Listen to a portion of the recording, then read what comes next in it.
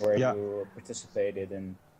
Definitely. The academy was a good thing to help with. It was a lot of fun.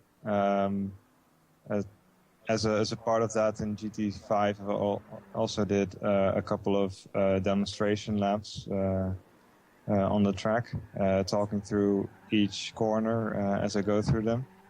First as a slower speed and then on a hot lap. And that was definitely something I really liked to do in GT5.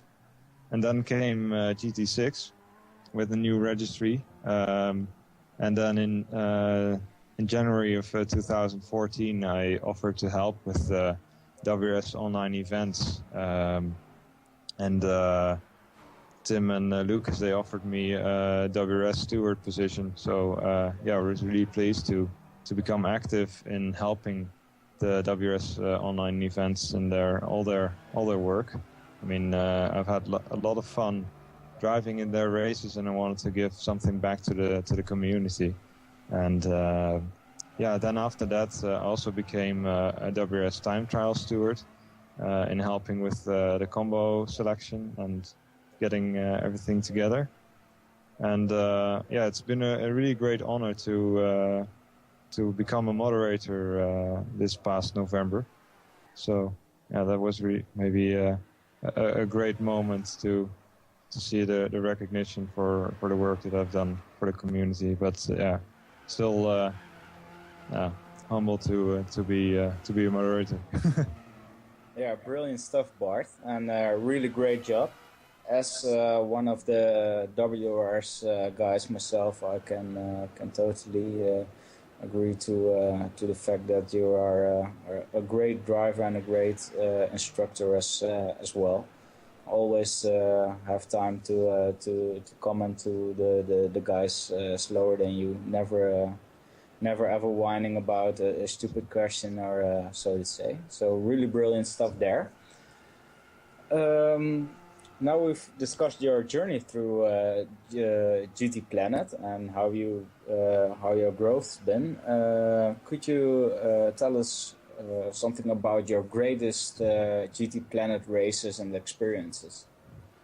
I think that all started with GT5 Prologue, and in those early days, I still remember the Suzuka 650 performance point races. Those were really brilliant, where you have a lot of racing cars and great drivers from GTPlanet all joining in at the same time.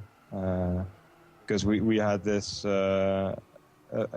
sub-forum where you had all the topics, and you could see which starting times the guys would be joining. So it was just as simple as looking for those times and join with a car, and you'd be in a good lobby. I also remember the Suzuka events with the Ferrari 512 BB, and obviously the event 02 and 03 I've talked about already. And after that it was the formation of the WRS online events by the 3D3 Racing Group. And one event that was really stands out in the memory is the special events, the enduro races. The first race I did was the Spa 2.4 hour in the LMP category, where I drove the Peugeot 908, which was really a great thing to get into the longer races.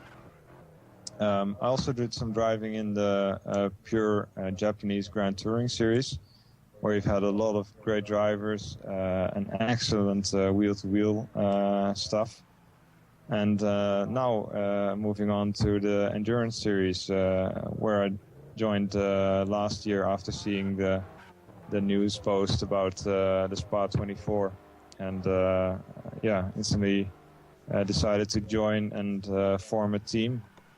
So I did the Spa 24 and the Nurburgring 6 and 4 hours. Those were great races too. Thank you. I would like to add the race that I saw of you, which I particularly liked, was the the WRS race with the which was called the Nada Neon, which was driven by Honda and Tegras. So for the viewers watching our feed right now, there is a WRS breakdown video about that race. It was really close. 4 guys battling it all the way out through the end. A lot of positional changes. I think that one's deserves an honorable mention as well. A really great race, and great to hear the stories you told about the races. Coming to the racing series and races, what races and series are you planning to participate in this year? Well, I'm still planning to keep active in the WRS online events and special events. Even though I'm also working on to getting the time trial combos together and working out a schedule for the WRS events for next year, I still try to keep as much time as I can for driving in them, because I really enjoy them, and we have a great group of drivers in them. And I also plan to be active in this endurance racing series, which looks to be a great season for everyone. A lot of great races are on the calendar, and I definitely look forward to stopping at major races like Le Mans and the Spa and the Nurburgring, for example. Okay, thank you for sharing your journey through GTPlanet. Now let's move on to talk about the GT Endurance Series. You already named it, Bart. But first off, I want to ask Jordan a few questions about the endurance series. I'm sorry, and after that, I'll come back to your opinion, Bart. So, Jordan, how did you get involved with organizing the GTPlanet Endurance Series? Well, AJ, of course, is the main series director, and it's really his brainchild, so to speak. And he approached me. I guess it's been maybe over 2 years ago now. He sent me a message, and he was a brand new GTPlanet member, and he said, "Hey, I want to do this thing and this massive endurance series project." And I didn't know him, and people send me messages like that, all the time. They want to do these, wildly ambitious projects, and I was like, well, it sounds like a great idea, but I don't really, know who you are, and I don't know, if this is really something that you're capable of, of actually pulling off. And he was persistent, and he explained his background in online racing and with Forza, and he really has an impressive resume, and he's one of the best racing series organizers that I've ever seen. He's very detail oriented and a very hard worker, and is really passionate about online racing and what it means for the future of really racing in general. And so once I realized his passion and his commitment to all the details, I realized it was definitely something that GTPlanet should become officially involved in and officially support. And since then, it's been growing, and we had our first test events. Really, all the events last year were sort of tests to see just how everything could come together, and it's been growing, and now we're all set for a great series this year. Okay, so we've got the beginning covered. Can you tell our viewers something about how the series evolved after one of the first events, the Spa 24 hours, and that until the current day, where at the Daytona is already underway, so to say. So Could you talk us a bit through that process? Yeah, there's been a lot of changes since we first began. I think I'm more involved with the promotional and the stream aspects of the race, and I know AJ has made a lot of refinements and organizational changes. We've created a dedicated forum on the message boards for the series to help AJ get things organized. And in terms of the broadcast side, we've made a lot of work figuring out how to do the commentary and how to provide the graphics for the live stream. Of course, now we have Passam, of course, hosting the broadcast now, and he does a great job managing the graphics. We've established RTMP streaming servers, so we can now support multiple live streams with views from multiple cars, and it's really impressive as the series has grown and interest in the series has expanded. Just how much we've changed in the last few months since our last event last year. So I'm very excited, and we have so many racers now that we've begun to promote the series, and AJ defined a structure for organizing teams, and it's really been amazing to see just how many people have been so enthusiastic about this and have signed up to participate. Yes, and coming towards this season with all the preparations and the tweaking and getting rid of the little bugs and mistakes there were, what are your expectations for this season in a technical way, or so to say, in more of the organizational way? Yeah, I'm really eager to see as we move forward how the organizational process in terms of tracking and publishing the results of the race evolves. We're going to continue to learn the best way to do that sort of thing. And in terms of the broadcast, I think we're making all kinds of refinements. I can't wait to see how we're able to maybe add more commentators and things like this interview here, during slow periods in the race. Of course, it's not practical to have somebody live commenting the entire race, especially for the 24-hour events. So hopefully we can do more to make the stream, keep the stream engaging for our viewers who are going to be watching, from all over the world. I really want to expand our viewership for the live events as it gets more prominent. I hope, maybe we can one day, maybe next year, bring on sponsors, maybe get some companies and businesses involved to really take this to the next level. And, in terms of entertainment, I think it's going to be fun to watch as these teams acquire points and to see how they perform across the entire series throughout the year, and maybe get some rivalries going, and really enjoy the drama of series racings that it can generate.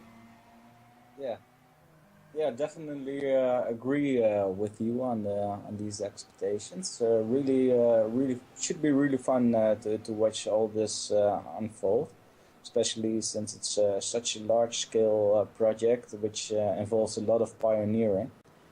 We're really stretching the limits of what the software in GT6 can provide. So really awesome to see how it will all unfold. But coming towards this season, do you already have favorite teams or drivers, or teams that you have taken a special interest in?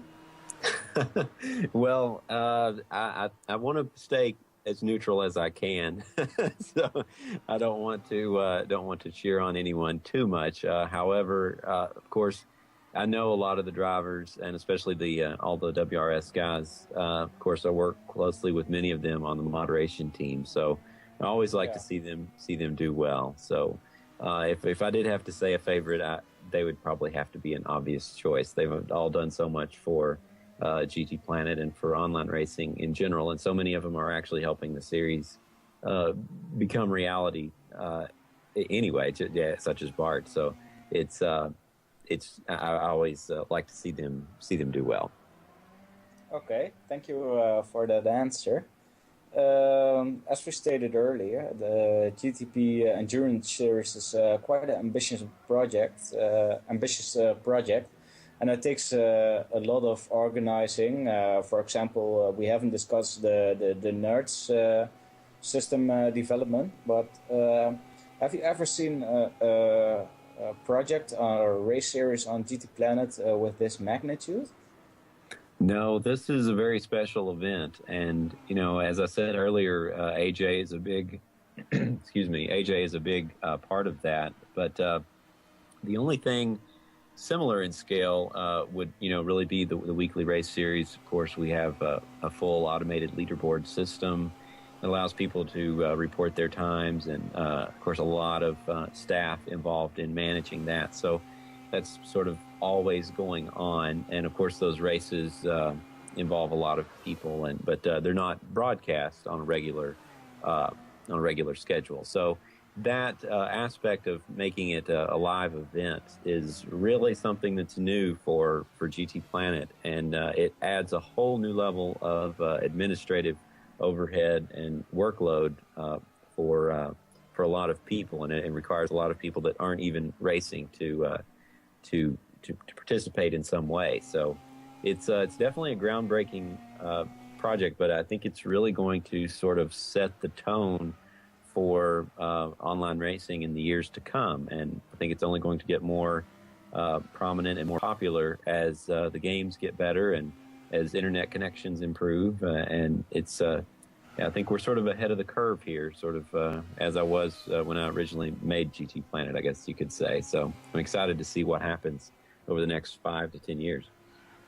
Yeah, sure, certainly. Because when I look back at what I know about GTPlanet and the answers Bart provided and you provided, as you said, you were ahead of your curve when you started GTPlanet. When the first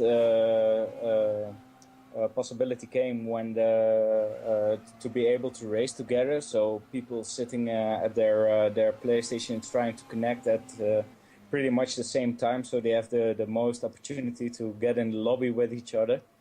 I mean, all those times you've been stretching the software to its capabilities, and later on it would implement these capabilities.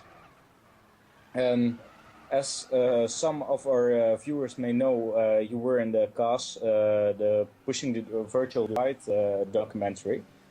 But on that specific subject we'll come back later. But first I would like to know how Polyphony Digital looks at the GTPlanet community and how does it affect their decision making to embed certain projects, pioneering projects of GTPlanet, a reality and a standard software thing in their next generation of GT games. Yeah, that's a good question. I know they absolutely do have their eyes on this endurance series.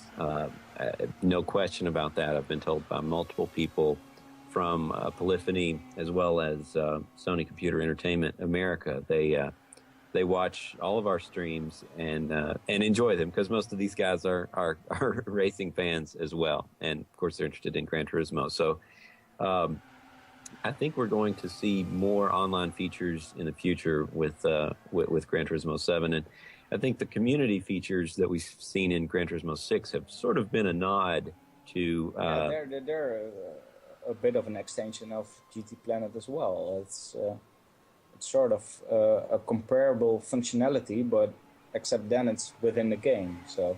Mm-hmm. Yeah, I think we'll see some more aspects like that in the future. Hopefully, I think I'd like to see some maybe a more resilient online infrastructure and maybe infrastructure that takes the reality of disconnects into consideration. So maybe you could, if a race gets disconnected, it could sort of persist somewhere on a server and would let you maybe rejoin it and continue on. that sort of thing, where it keeps track of your laps and your lap times and from the previous session before the disconnect. Little things like that could really make it easier for us and for more people to host really fun events like this, which ultimately keep people playing the game and buying their products. So I think they definitely have a vested interest in what we're doing here. Yeah, especially for them as well. It should be. It's also a kind of garden to see how their product grows. Maybe they didn't even anticipate on people trying this actual endurance series in the form they're in now. So yeah, I think it's interesting for them as well to see how this all evolves and how the organization of such an event takes place. Because we've already seen the ability to do endurance races, but not with driver changes. It would be really great in the future to have these kind of options embedded in the software, so it would to be more easier to organize these events. My opinion. Yeah, absolutely. So I would like to switch to Bart now for a second to ask him a couple of questions about these endurance series. Bart, can you tell our viewers a bit more about the differences between the classes and the cars within them? We have really a great number of classes and cars within this series, and maybe some of the viewers don't know all the differences, and we would like to know more details about the classes and the cars that drive within the class. Yeah, so we've had a great number of classes in the Endurance Series. Without getting boring, I'd really like to say a couple of things about each class and each car individually. So starting off with the LMP1, we have the Audi R18, the Peugeot 908, and the Toyota TS030, all on racing soft tires. Of this group, I think Toyota is the only hybrid, but that can be tuned further than its standard capability. So balance of performance tuning had to be based on Toyota's basic speed. Being a hybrid, and that has very fast acceleration from about 125 kilometers an hour. And yeah, it's a great car. It's very precise to place. And it has great fuel economy. The Peugeot is a diesel. Funnily enough, it has worse fuel economy than the Toyota, but it's a great all-round car. The Audi is also a diesel, and same as for the Peugeot, it has also a worse fuel economy than the Toyota. It's a great all-rounder, but it has a little worse traction than the Peugeot. Then moving on to LMP2, we have a couple of Delta Wings and a couple of Courage C60 chassis with 3 different engines. The Delta Wings, they are really interesting bunch. Being very light and having a lot of downforce means that they have superior fuel economy and tire life compared to the others.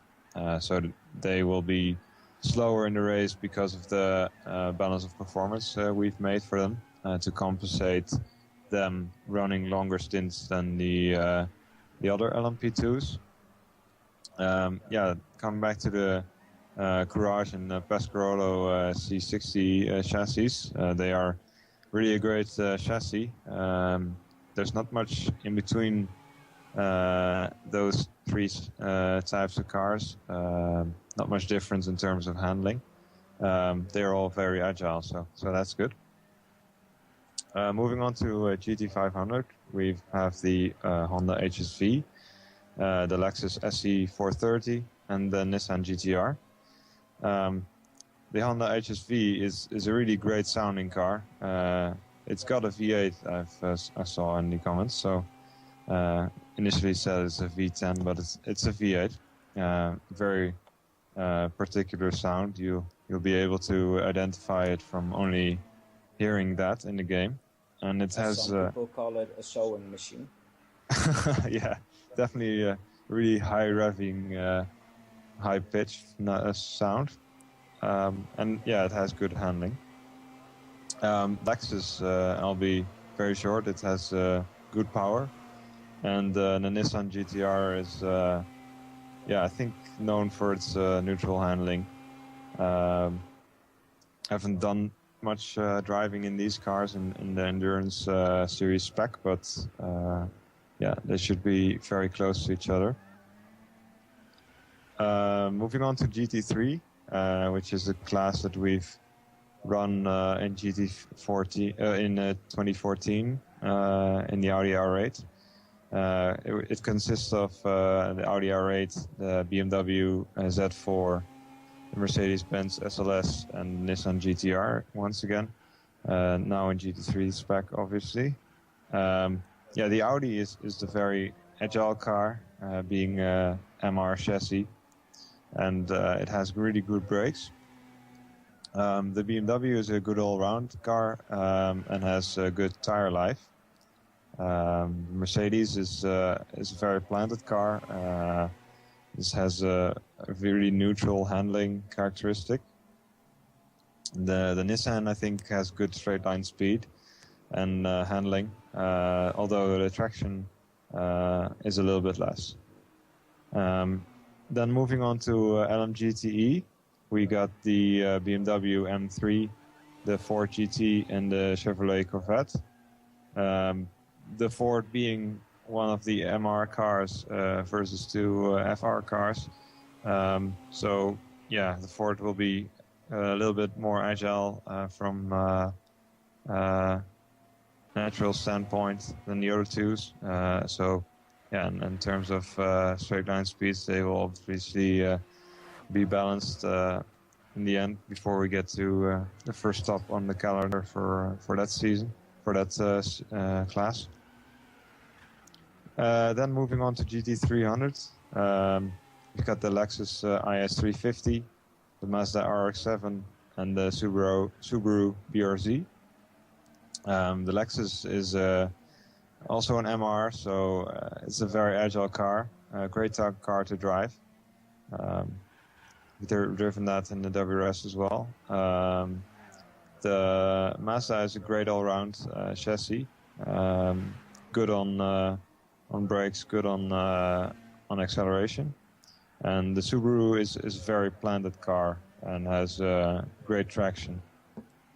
Always manages to get all the power down to the wheels.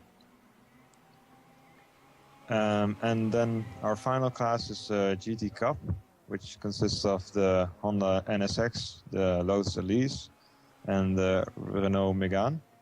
The Honda, being an MR, has a really great chassis, very neutral, and you can really get all the horses to the tarmac. The Lotus, being the lightweight here, has great cornering speeds and braking abilities. And the Renault is also an MR, so it's an all MR class. Has also good agility and great handling. So that rounds out all the classes for the Endurance Series. Yeah, funny, the Renault being an MR chassis. I'm not quite used to that from them. Yeah, you think the street car is an FF, but Renault obviously deciding that FF is not the way to go for a one make race class. Well, I'm only gonna thank him for that insight. Anyway, let's move on. Now I want to ask you some questions as being a driver and a team manager for Valyrian Racing, the number 33, the 33 Audi R8. What are your expectations and the goals for this season? Well, our goal is to basically do the best we can every race, which is maybe the obvious one, but yeah, we really enjoy getting the effort in as a team because, yeah, starting in the Endurance Series in 2014, we've realized that getting the team together for a whole 24-hour race is a tough thing to do, and especially communication is key. Getting great consistency is key, and yeah, it's a great thing to be targeting to get a clean run in for a 24-hour race. I mean, that's really challenging. So yeah, I think we're right in saying that we're targeting the podium for all the races we're in. Okay, ambitious, but yeah, everybody's got their goals set for them. Fun to see how you guys yeah, want to pay attention to the little details. Also, as you mentioned, previous season you participated in the Spa 24 hours and the Nurburgring 6 and 4 hours. Can you give us a small report on those races?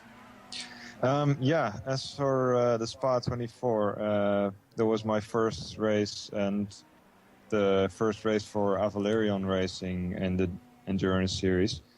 So yeah, that was a race that we were in the GT3 class in the Audi R8. And preparing for that race, yeah, we did a lot of testing. And starting from, I think, third, I took the first stint. And yeah, I was able to do a double overtake on the Camel Straight in the first lap. So yeah, that moment definitely we all remember that one. Was one of the a good memory in terms of racing. Yeah, obviously being a 24-hour race, the race isn't won in the first lap, but gave a good start to our race.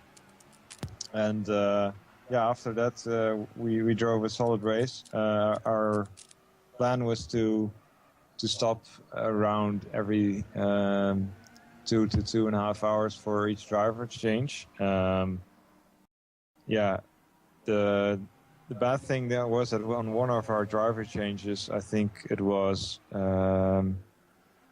Steve's Skylines. I think his PS3 got stuck upon loading the lobby, so we had to have Joe stepping in, Mini Stiggy, I think, drive instead.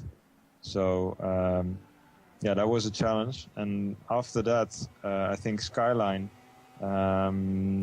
his whole neighborhood was hit by a power outage. So that was definitely a challenging moment in our race. But luckily, he had already driven, I think, 2 hours and 15 something in that race.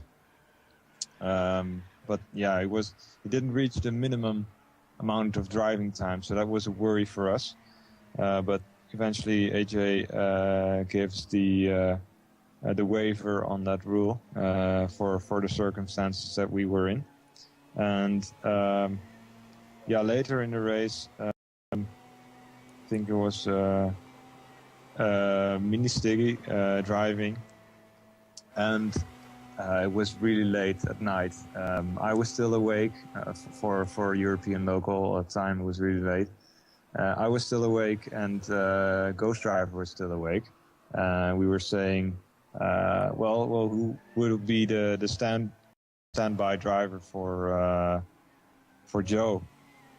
And I think it was Ghost Driver scheduled next to drive, and he said, well, it's okay, I can be standby and drive the next stint. So I went to sleep. And then when I woke up only a few hours later, I realized that Mini Stiggy was still in the car and already driving for a really long time, already about 4 hours, 4 hours and 30 minutes even. So yeah, I literally just jumped out of bed, jumped in the behind the wheel and took over from Joe. And then realized Joe had driven 4 hours and 38 minutes, which was 8 minutes too long. So Ghost Driver got a penalty for in his stint, which cost us 2 minutes.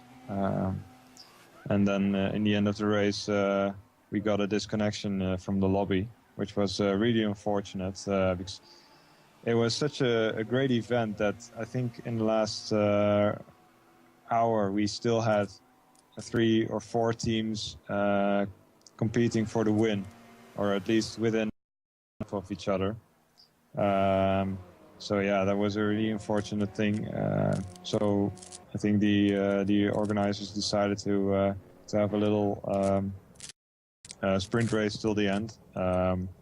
But as it turned out, it was just it would be too unfair to base the race results on the outcome of that sprint race. So the results of the 23rd hour was taken for the race. And I think we maybe lost 1 or 2 stint pictures, so we got a penalty for that and finished 4th. So it was a steep learning curve that first 24 hours, but an experience I want to forget. It was a really great race to get into the endurance racing series.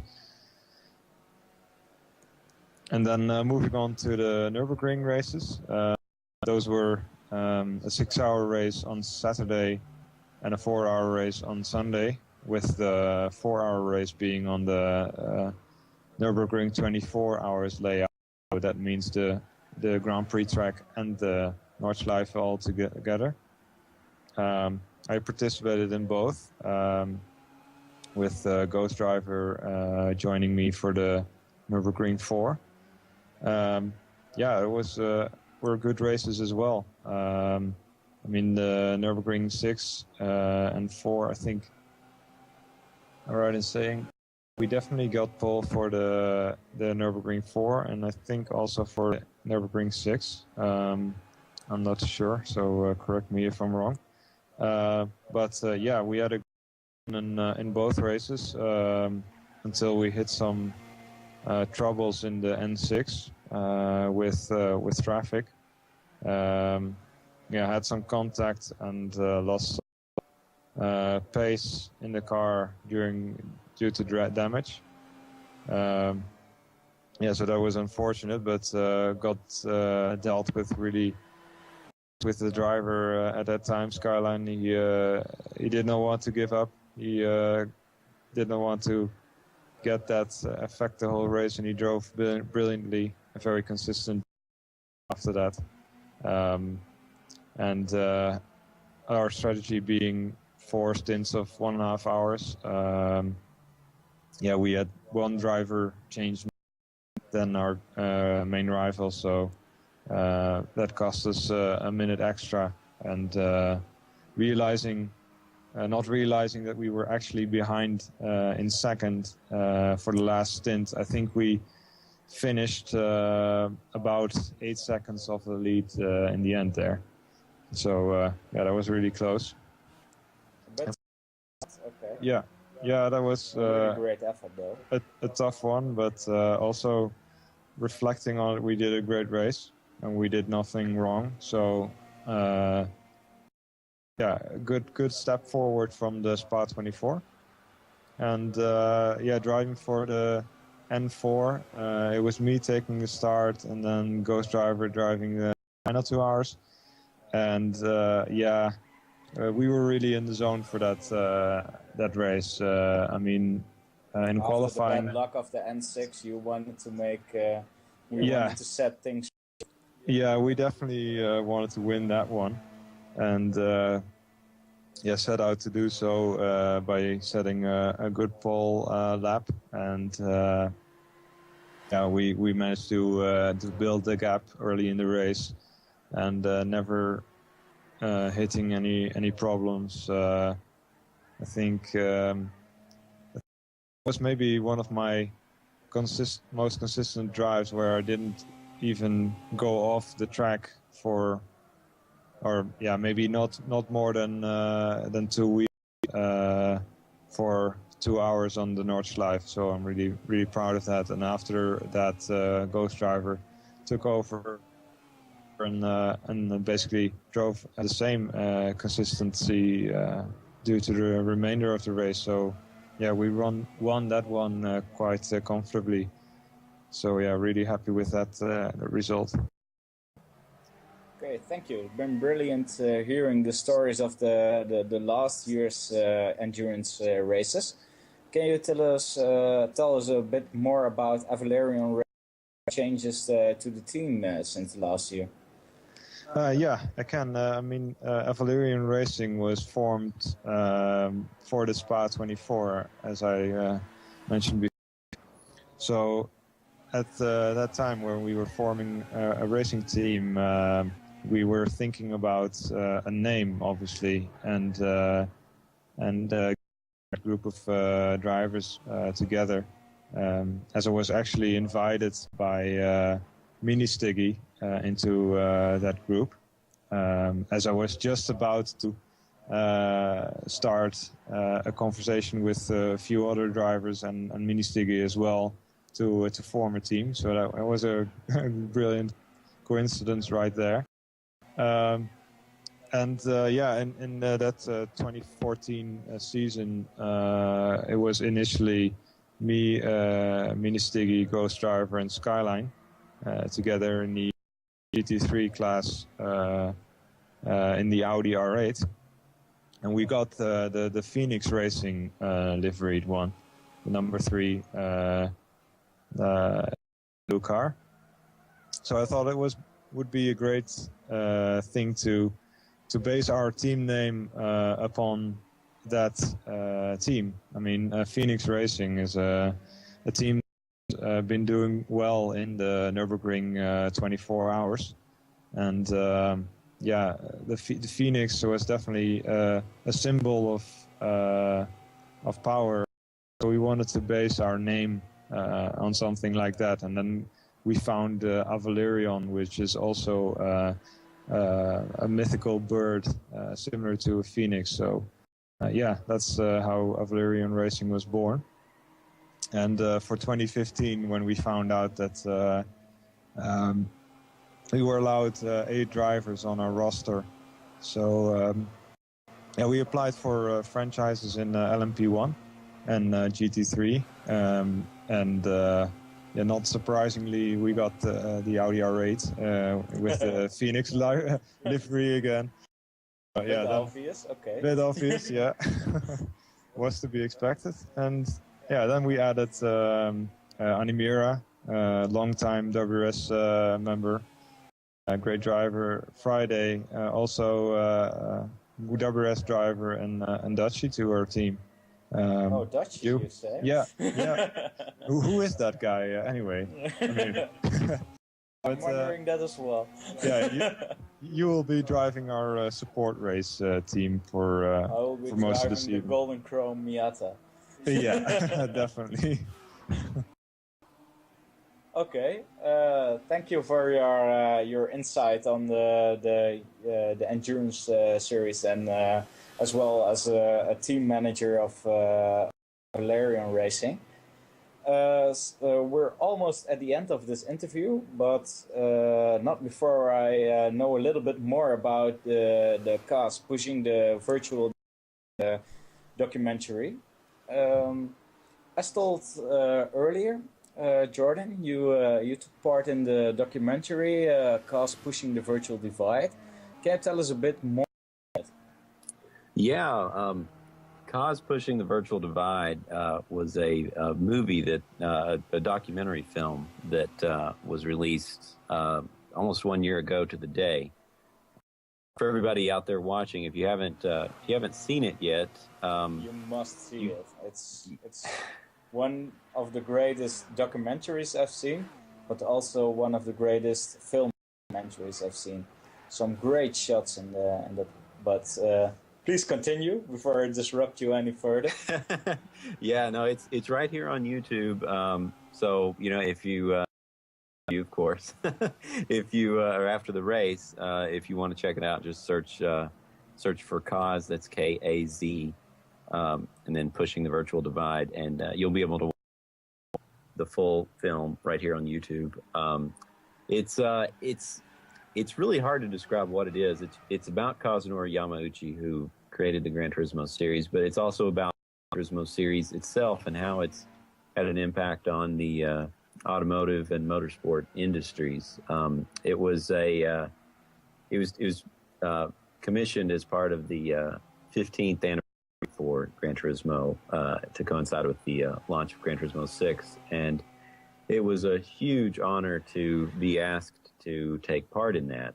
I was invited to interview a segment for the documentary back in, I guess it was back in June. I actually filmed my segment the same day that E3 was going on there in Los Angeles, and it was a lot of fun. I'd never done anything quite like that, and director Tamir Moscovici asked me probably 2.5, 3 hours worth of questions, and it was I could tell then that it was going to be an interesting documentary, because his questions were very very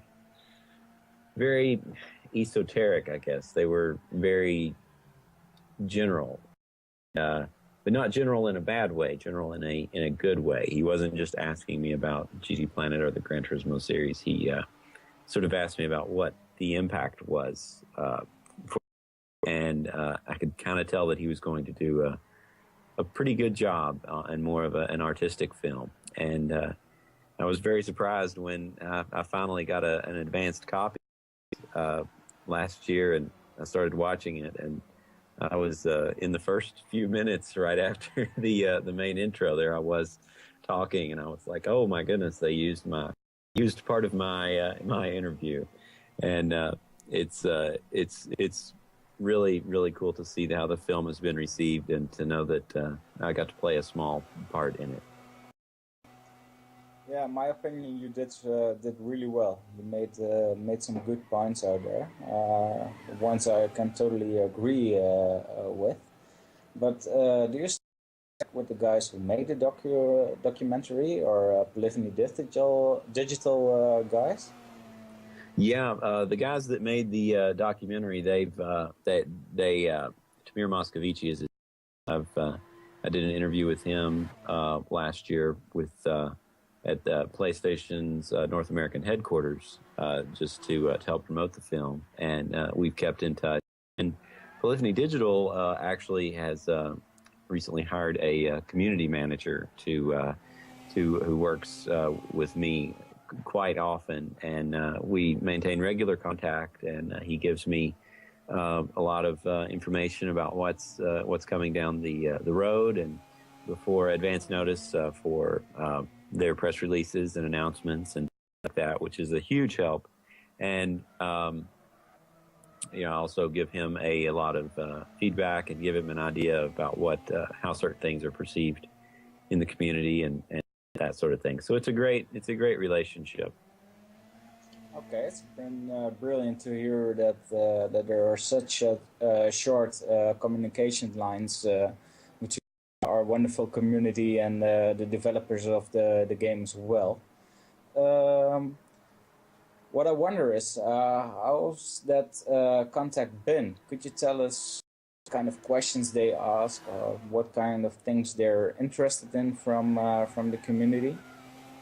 Yeah, they're really interested in the suggestion forum, which I started. I guess that was last year. I think maybe even before that. The interview with Kazunori, the one you mean about some people could ask the question to Kaz. Oh yes, well that was another project, which of course Kazunori hasn't answered the questions as quickly as we liked. But there's another section of suggestions forum where people can vote on cars and tracks and certain game features that they would like to see in the game, just to give us an idea of what features most popular. And although I know that people haven't seen any changes in Gran Turismo 6, although there have been some of the most popular tracks included from have been well, I'm not mentioned. agreeing with that. If we look at all the Vision GT cars that's been added, circuits like the Red Bull Ring, and that without paying for it, I think they've been really great towards the community in terms of adding free content. Not everybody's gonna be on one side about which things they should add to the game and which things they shouldn't, but I think overall they did a really great job satisfying the community with content. Yeah, I think but so that's too. Just, I mean, my opinion. Yeah, no, they have been. Of course, a lot of people like to complain about the game and the state of Gran Turismo 6, but I think things are really going to. It's going to be kind of a new era for the next game on the PlayStation 4, and I think for obvious reasons they're saving a lot of the major for the next generation of the game. But there's been a lot of changes behind the scenes over the past year that I think will they're not to show them yet, and I don't know exactly when they will be, but I think that will be sometime this year. And I think things are going to change for the better for people who aren't happy, and I think for those of us who are happy, they will be very pleasantly surprised to see what's coming down the road. More good stuff coming. Mm-hmm.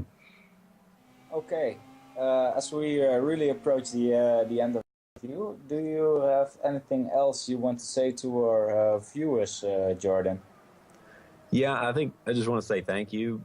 Thank you for supporting this endurance, supporting these broadcasts, and supporting GTPlanet. AJ and Bart and you and everyone involved, even a lot of the racers and all of our commentators. We're all because we like to know that people are enjoying it and that people are find it interesting. It's fun for us, but part of that fun comes from provide this others. So thank you for watching. Exactly, and thank you for watching, and spread the word on this. Share this with your friends. Share it on Facebook, Twitter. If you know anybody else who might be interested in this, please help us out and get more people involved. The more, the merrier. And that's and thanks for watching. Yeah, I'd like to pile on to the thank yous. Thank you for watching, and thank you for listening to this interview. Please feel free to join in on the racing and join the GTPlanet forums for some discussions. I'd like to say good luck to everyone involved in this race. Okay, so unfortunately we're already at the end of our interview. I'd like to thank you all for watching. I want to thank my guests Jordan and Bart for joining me. Thank you guys for your time. It's been great having you on this interview. So for our viewers, if you are watching the live stream and you have great questions for one of the drivers, send me a personal message on GTPlanet. Just hashtag Dutchies driver interview as a subject, and maybe your question will be asked in one of the coming interviews. Thank you all, and I'm looking forward to see you all on the next Dutchies driver interviews. See you, bye.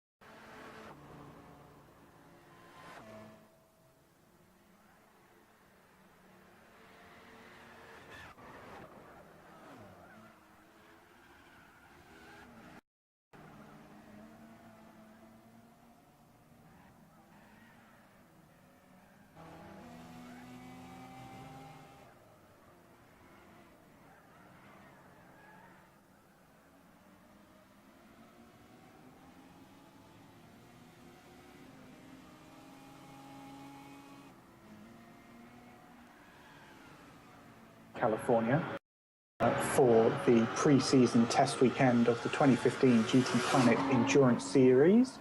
We are right in the middle of free practice 2 at the moment.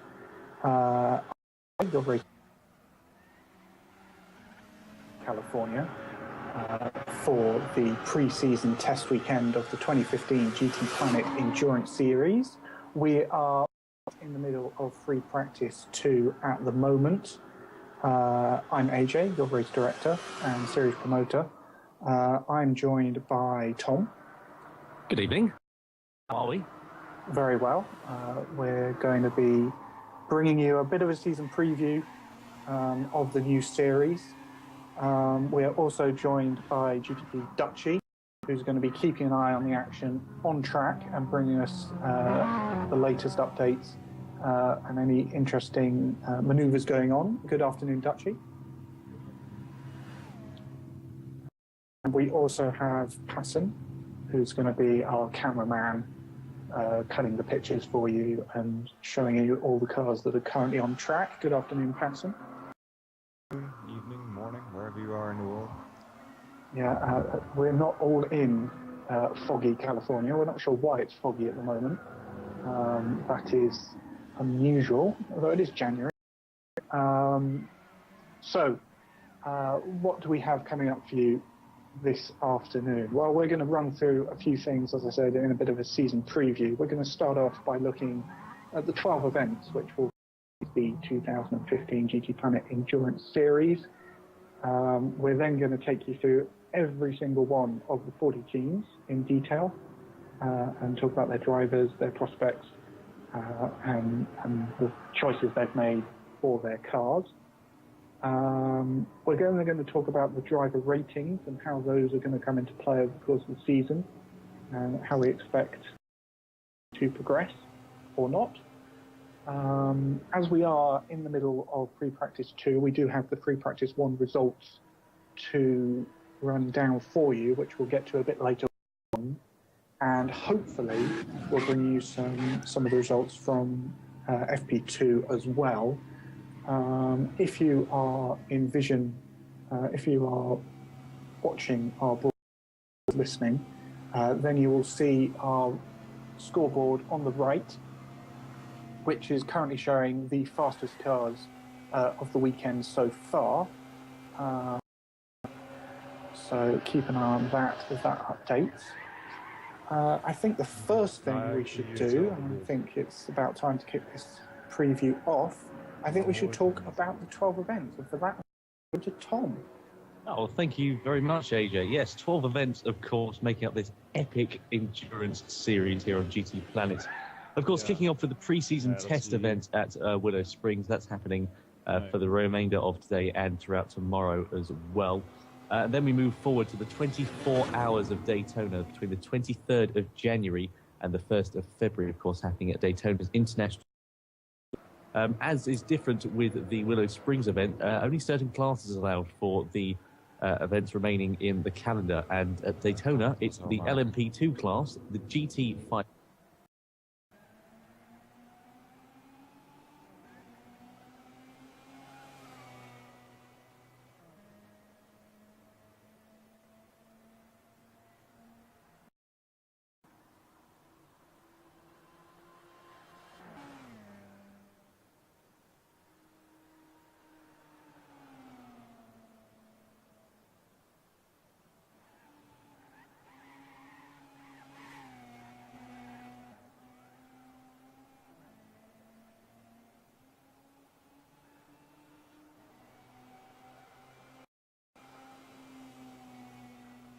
class and the GT3 class that are permitted to race.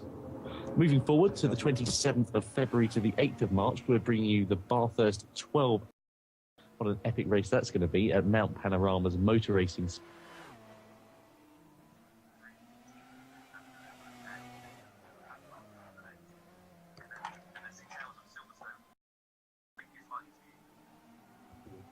Circuit is currently due to happen between the 28th and the 12th of March and the 4th of April, although like we say, it may be moved.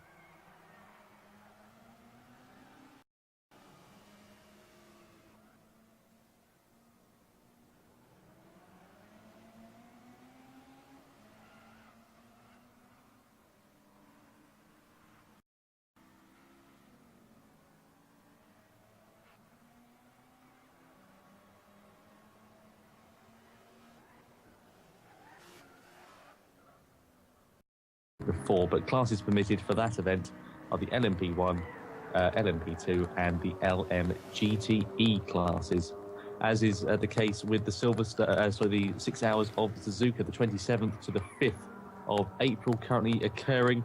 27th of March, I should say, is when that'll be occurring, but we are likely to be moving that a week forward. Of course, happening at the infamous Suzuka circuit, scene of many showdowns over the Formula One calendar over many years, and indeed throughout many series of great racing. Classes permitted at Silverstone LMP1, LMP2, and the LMGTE class. Now, the 12 hours of Silverstone, that makes a return, does the Silverstone circuit, between the 25th of April and the 3rd of May. The Arena Grand Prix circuit is the host of the venue, and the GT500 and the GT Cup classes permitted for that event. And an event that I've commentated on, although in a lesser form, the 6 hours of Spa-Francorchamps between the 22nd of May and the 30th. And that's, of course, happening at the infamous circuit. LMP1, LMP2 and LMGTE classes making up the classes permitted throughout that event. Also then comes the 6 hours of the Nurburgring between the 22nd and the 31st. Of course, the GTP Streck circuit making up that, and LMP1, LMP2 and LMP3, LMGTE classes again for that. And then, of course, I think the event that everyone is favoriting most of all, 19th of June to the 28th, the Circuit de la Sarthe hosts 24 hours of Le Mans. And as is the case with the previous two events, LMP1, LMP2 and LMGTE classes permitted at that event. AJ, we're looking forward to that one, aren't we? It's going to be my highlight of the year. Nothing can really beat it. Although there is an event coming along which could. There is an event coming along which could. Hey, there, wise words there. So let's move forward into the calendar then. The 17th to the 25th of July hosts the Japan 12 hours at the Twin Ring Motegi, of course, the road course.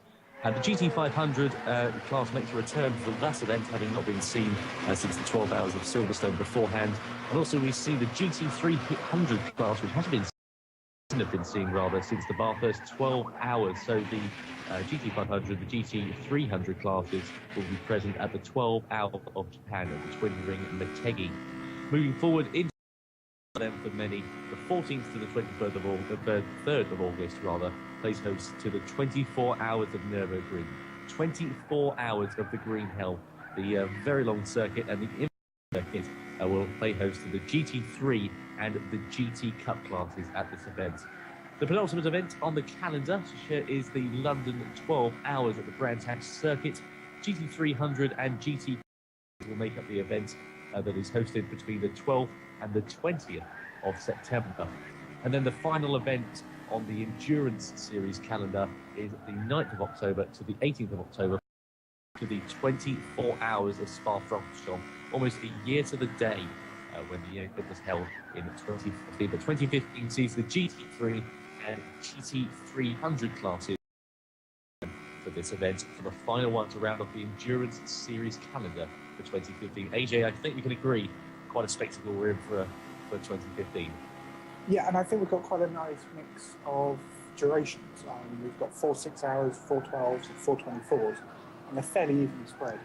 The 6 hour races are double-header weekends, so we have a race on Saturday and a race on Sunday, which spice to things.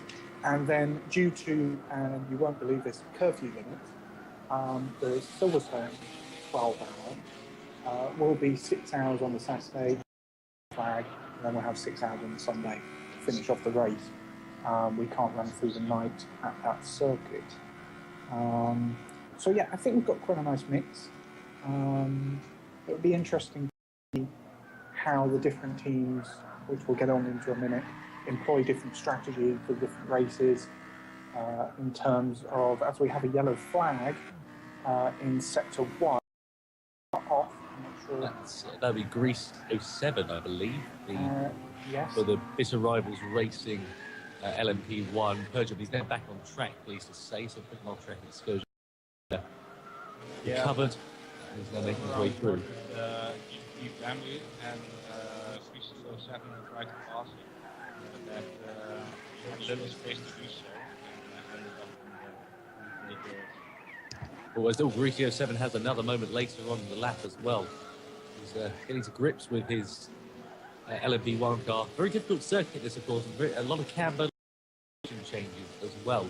And very interesting to see what the developments occur throughout the event here this evening. So, should we move on to the support races calendar, AJ?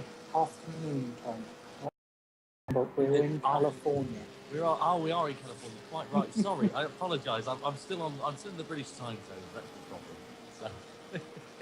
We'll talk about the support races in just a bit. I'm going to be interrupted by the action on track. I think we should get on and go through all the teams. Okay. How would you like to go through them? Do you want to start at the top with LMP1 or start at the bottom with GT Cup? I'll tell you what. Let's go on. Why not? Yeah, let's. Shall I take the odds? Well, no, that's not going to quite work. No. We see again very traffic heading in on Z-Play in LMP2. A bit of contact there, better racing drivers. As Z-Play then runs wide. He's just going to take a few minutes to recover there. I think he's just waiting for all the cars to go past, sensibly. 2. Let's have a look. But we will be bringing you coverage of the teams that are competing in this series. In just a moment, we just get a flag on track, as you may have heard. If you just joined us, good afternoon. We're here in foggy California today for the 2015 GTPlanet Endurance Series pre-season test at the Willow Springs race. I think we should get on with those teams without further ado. Let's take them in turn, Tom. Okay. I'll start with number 1, and then you'll take number 2. Of course, the numbers aren't all consecutive, so saying I'll take the odds and you take evens won't quite work out, but we'll see how we go. We'll muddle on through. We will. So the number 1 car, the Audi R18 TDI of valyrian Racing. Drivers include our very own Hassan, as well as his fellow Dutchman Friday GTRP. 2 British drivers in GTP Ghost Driver and Skyline Cat 1683. An American in GTP Mini Stiggy, and I've got to get this right, a New Zealander, an Antipodean, let's say that, I can't quite see the flag from here. New Zealander, yes, in Animira. They have been taking part in the precursor events to this series last season. Did very well, proved themselves to be formidable. And it'll be interesting to see how they get on in the R18. Of course, as Tom said earlier, at the 6 hours of Suzuka, Silverstone, Nurburgring and Spa, as well as the 24 hours of Le Mans. So yeah, very, very interesting indeed. I remember commentating on Valyrian on the 24 hours of Spa last year, and he reckoned with. But the second team in the LMP1 class is WRS North America, also competing in the Audi R18 in the LMP1 class. Team manager of Gravitron. Have a look and see who makes up the lineup of the drivers then. So lineup of the drivers for the second car includes the Alexa Menos, also GTP Bambi, GTP Gravitron, GTP, who I can't pronounce, GTP, what's that, Oxgito? Oxgito, why not? OTX why didn't I just say that? That would have been much more simple. Thanks for that. GTP Patrick 1 as well. GTP Vipon. That makes up the driver lineup for the Audi R18 and the WRS North America car, the number 2 Audi. So moving on to car 3 then. Maybe. There I am. There we are. Hey, there we go. Is the number 3 ABC Racing Peugeot HDI FAP. This is an American team, led and mentored by GT Academy finalist Adigref in 28. He is joined by fellow Americans Ace Spades and Neo Veery. Neo, we're going to butcher these names until we're told how to properly. Two Canadians in Lloyd's Elites and Turismo Leicester. Britain, aka J7. This team, we're going to preview ahead slightly to P2. This team is running Peugeot cars in P1 and P2 for the Courage in P2. That's their development team, and those drivers will be new drivers looking for promotion into the P1 team. This team will settle for nothing first all season, like many of the other teams in the class. So it'll be interesting to see how they do. Indeed, it will. And then moving swiftly forward, Australia. Is it the Australian or New Zealand team? Is it New? I always get confused between them. New Zealand. Australia has the extra star underneath the Union flag. I should have known. I've got friends who are Australian as well, and New Zealand on GTPlanet. So the number 4 LMP1 car, also a Peugeot 908 HDI FAP, made up of 3 drivers, bit of Rivals Racing. Again, going to be commentating on them at the 24. The drivers Greasy07, Lionface, who's very quick at Spa-Francorchamps, and the Flash 05 as well. And I'm really looking forward to seeing how they're going in the hands of some different as well. Like I say, they were very competitive with the GT class last season, and it'll be very, very interesting to see how they progress, see how they develop to the car, and adapt to the different circuits, and also, of course, the different challenges that face them for the coming season. So, AJ, number 5, please. We don't have a number 5. We have a number 7. We have number 7. We don't have a number 7 Toyota TS030 hybrid of Scuderia GT-MX. This is an all-Mexican team, well known within GTPlanet, doing a lot of racing with the Turtle Racing League, among other places. The thing about the Toyota is it's our sole hybrid car.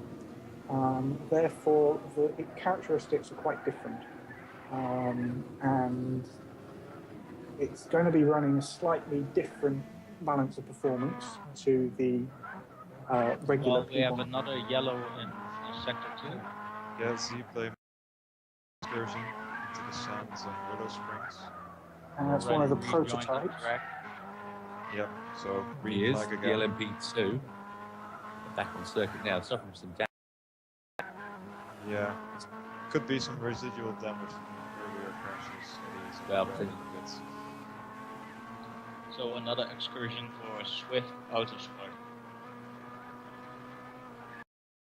Watching our intrepid photographer photo every single car that passes in the start missions. Yes. So rounding up P1, Scuderia GT-MX. As I was saying, the Toyota different balance of performance due to its superior fuel efficiency.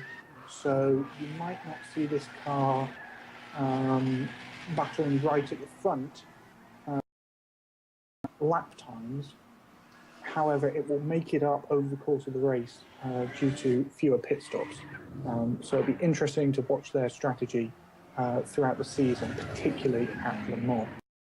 I will be running a different, it will have a race BOP and a qualifying BOP to make sure they have an even shot of qualifying for the race, as only 4 of these 5 teams will do so for that.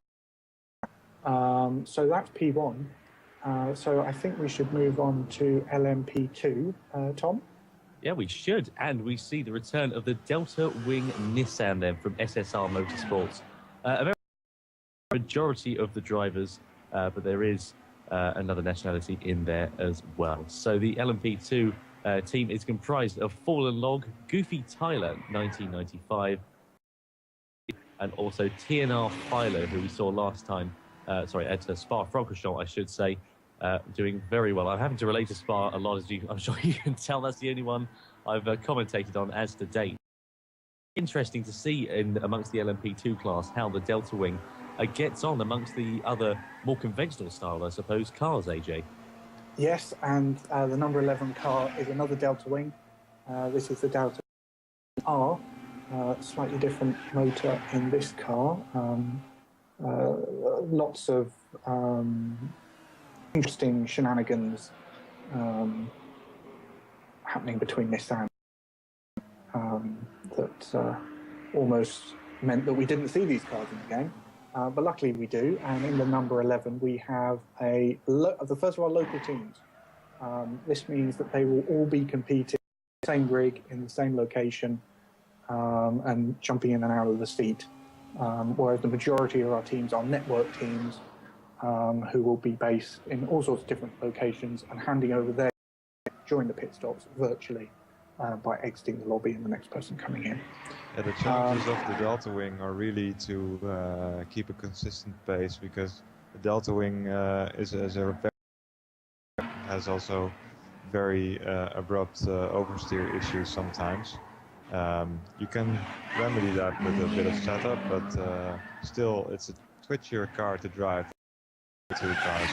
But if you do it right, you can make a lot of time up with the less fuel usage that this car has, and also it has a good advantage on tire wear, so it'll be interesting to see what it does on the longer races. Certainly will. Just thought I should mention that the team I'm about to mention in just a moment, the ORA racing team, Pescarolo currently in the pit lane as well as Grigio 7 is actually. So just worth a mention for interrupting you there. Yeah, and just to wrap up on the Delta Wings, Patton is, of course, our resident test driver who's been doing great work with the BOP working to make sure all of these cars are balanced for the season. So, yeah, it will be interesting to see the dynamic between those Delta Wings and the rest of the class, which is made up of Pescarolo C60s, as we'll move on to in just a second. Just to mention the driver lineup there, it's Future F1. It isn't Future F1, actually. It's somebody else. Somebody else. Do you want me to intervene? It is. Well, no, you would be correct in thinking it is Future F1, because it is, in fact. PP123 as well, and RCB929. So there you go. I want to just check that, because I think there might be a mistake there. Ooh. There we go. So, well, whilst you check your mistake, shall we move on to the Pescarolo team instead? And we can come. No, there isn't. The problem with people's PSN names, we have later on F1 Racer 68, and that's where I've got confused. Ah, see. So yes, that driver lineup is correct. So Tom, do you want the regular P2 cars? Yes, let's.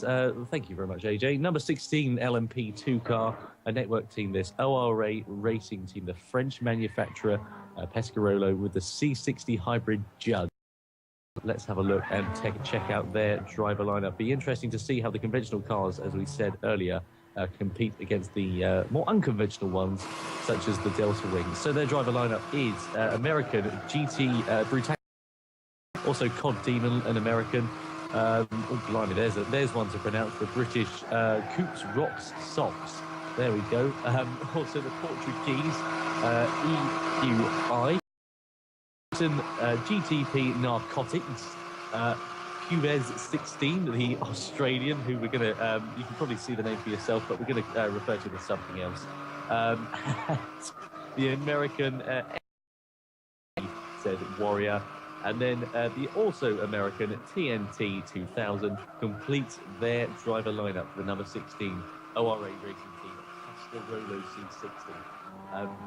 And showing their pace as well, showing their consistency as well throughout this testing session. So will be very interesting to see how the teams fare, like we say, against the likes of the Delta Wing, and also in respect to the LMP1 car. The gap is between the two. But AJ, moving on towards the next team, if you will. Right now we're welcoming a new driver on track, Swift Autosport. We see Blue Safos 22. Now, this is interesting because he was having some connection issues in FP1, so it'll be interesting to see if he has remedied Doesn't seem as bad as FP1 at the moment, but still a little bit of lag still. Okay, Maybe interesting. We'll keep an eye. Maybe the fog's helping his Wi-Fi. So in LMP2, we already trailed ahead, is ABC Racing again, the driver development team for them. Two experienced drivers in there, in D. Griffin and TNR Pfeffer, an all-American lineup here, and development drivers in the form of Cobster 48 and SCCA Zip Tie. was going off track and Yep, and being overtaken by the Yuck 2002 there as well. So we'll get on to him later. And we'll discuss his team. Sorry to interrupt, carry on. I've lost my... There we are, we were talking about ABC Racing, weren't we? And they're in the Courage C60 Peugeot Courage, and Tom's going to tell you about that one. Yes, the number 18 Swift Autosport, the second Courage C60, but not a Peugeot power plant, a Judd power plant. That makes its return. The American Arctic Trust driver makes up the lineup, as does Blue Zephos 22, the Australian. Nico 4711, also the German there. It'd be interesting to see how he fares. New, the also Australian Pikey Bra 145, likewise his countryman WTF man. I was about to say the meaning of WTF, then glad I didn't. And then the American Play 24 rounding off the driver lineup. It'll be interesting to see, actually, is the difference, or not necessarily the difference, how the Judd engines cars compare with the Peugeot, even though, of course, the chassis. So they do have slightly different BHP limits on their balance of performance, so there will be a slight difference. I think the most interesting difference will be fuel economy. It will be, yes, quite. So, with the Peugeot, Peugeot, the second ABC Racing fielding that car. So, of course, they're running the two teams in the series as well. So, the has to be said. So, let's see about fuel management as well. Okay, moving on to GT500, where we will see these cars first at Daytona, first of 3 races for them. Interesting. Daytona, they will have a slightly different balance of performance as they will do at their other 2 events. In order to sort of have GT500 as a Daytona prototype substitute tubular space frame cars, so they sort of fit, we've taken the restrictors off the engines and added some turbos, and instead of running at the regular around 490 bhp, they'll be up in the 650s or higher. So they'll be running on the same pace as the P2 cars. Fuel economy will be different, how they get through traffic will be different due to higher top speeds of the GT500s. So it'll be very interesting dynamic at Daytona between and kicking off this class is the number 21 car, and I think Tom's going to tell you about that. Yes, let's have a look at the number 21 car. Also be very, very interesting to see how they can battle with the LMP2 car. So, the first team, a British team, the Scar Honda R, the HSV 010GT. And that's comprised currently of 3 drivers, the Britain GC255, the War, and also Good Wolf as well, rounding out the driver lineup, the number 21 Honda HSV. So very, very neutral paint scheme from them compared to some other. Honda colour, isn't it? It is quite. I mean, white is traditionally a Honda colour, isn't it? So such it as is. silver being a Mercedes. Just to explain the SCAR acronym, Cup affiliated races. Of course, the Sunday Cup team are well known to anybody who's seen any of our broadcasts last year. A very professional, well-managed team. And this is their spin-off team, run by CG255, who runs the Honda division of the Sunday Cup, mainly a Lotus club, but they also run Hondas as well. Expect a stronger lineup when we get to qualifying for Daytona. They're still building up the team, but I've got every confidence that they'll put a great team, field a great team for So moving on to number As 22. we have seen Ronald Thomas, the 42 Mercedes SLS of People Racing,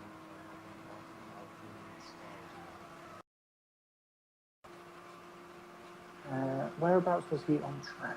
he had an often So he's now just coming into sector 3. Okay. Okay, so the number 22 car is the second of our Honda Super GT GT500 cars. Turismo Racing. Steering in the precursor events. I have to say, off-track mistakes has been costing them the most. But seeing as where they're starting at and the amount of room keep an eye on them as they develop through the season. Now, this car is the first of our numbered cars, Tom. The car will be showing the number 72.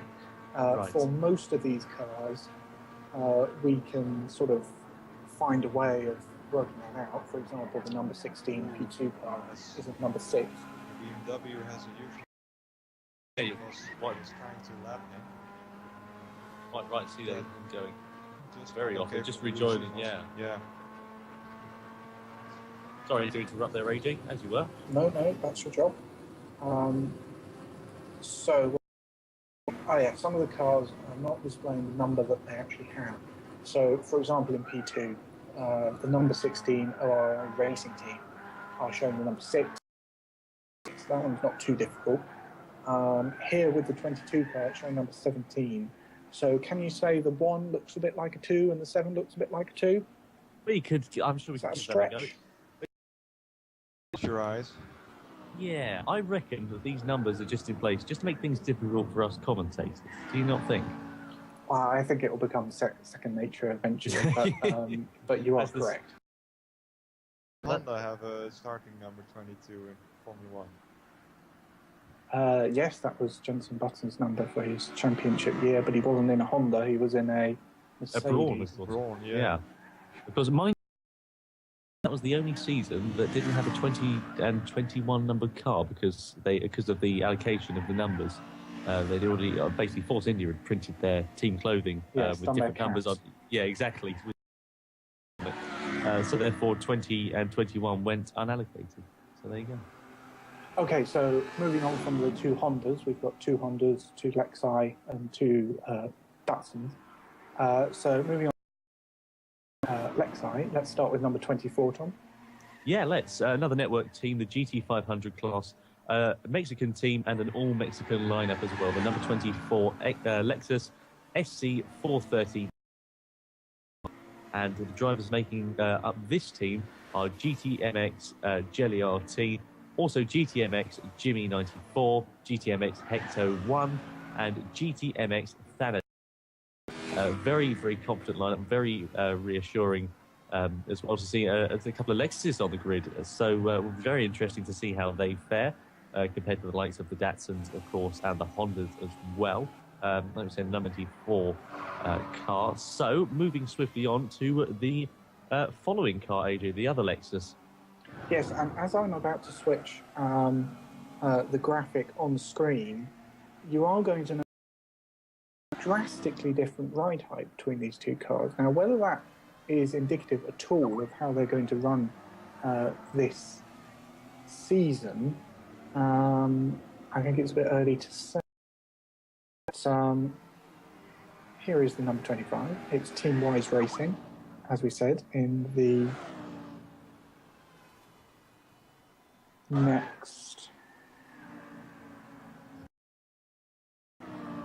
Oh, I think I'm being told that you're not getting the graphics on screen.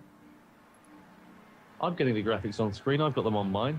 So okay. Yeah, you're getting the drivers I'm talking about in the introduction. Next racing. Comprised currently of 5 drivers. It does. So. 2 Portuguese in EOL and Gur 77, as well as 2 Frenchmen in TWR Seb 72 and TWR Torchen, as well as the Belgium driver TWR Greco. The team was originally entered under another name, but these Teamwise Racing folks came and joined the Portuguese team, and sort of, I think part of that deal took on the, which is interesting, and they're driving a finely livered Patronus example of the Lexus SC430. Next up, we have the first of our super teams, who just wanted to know that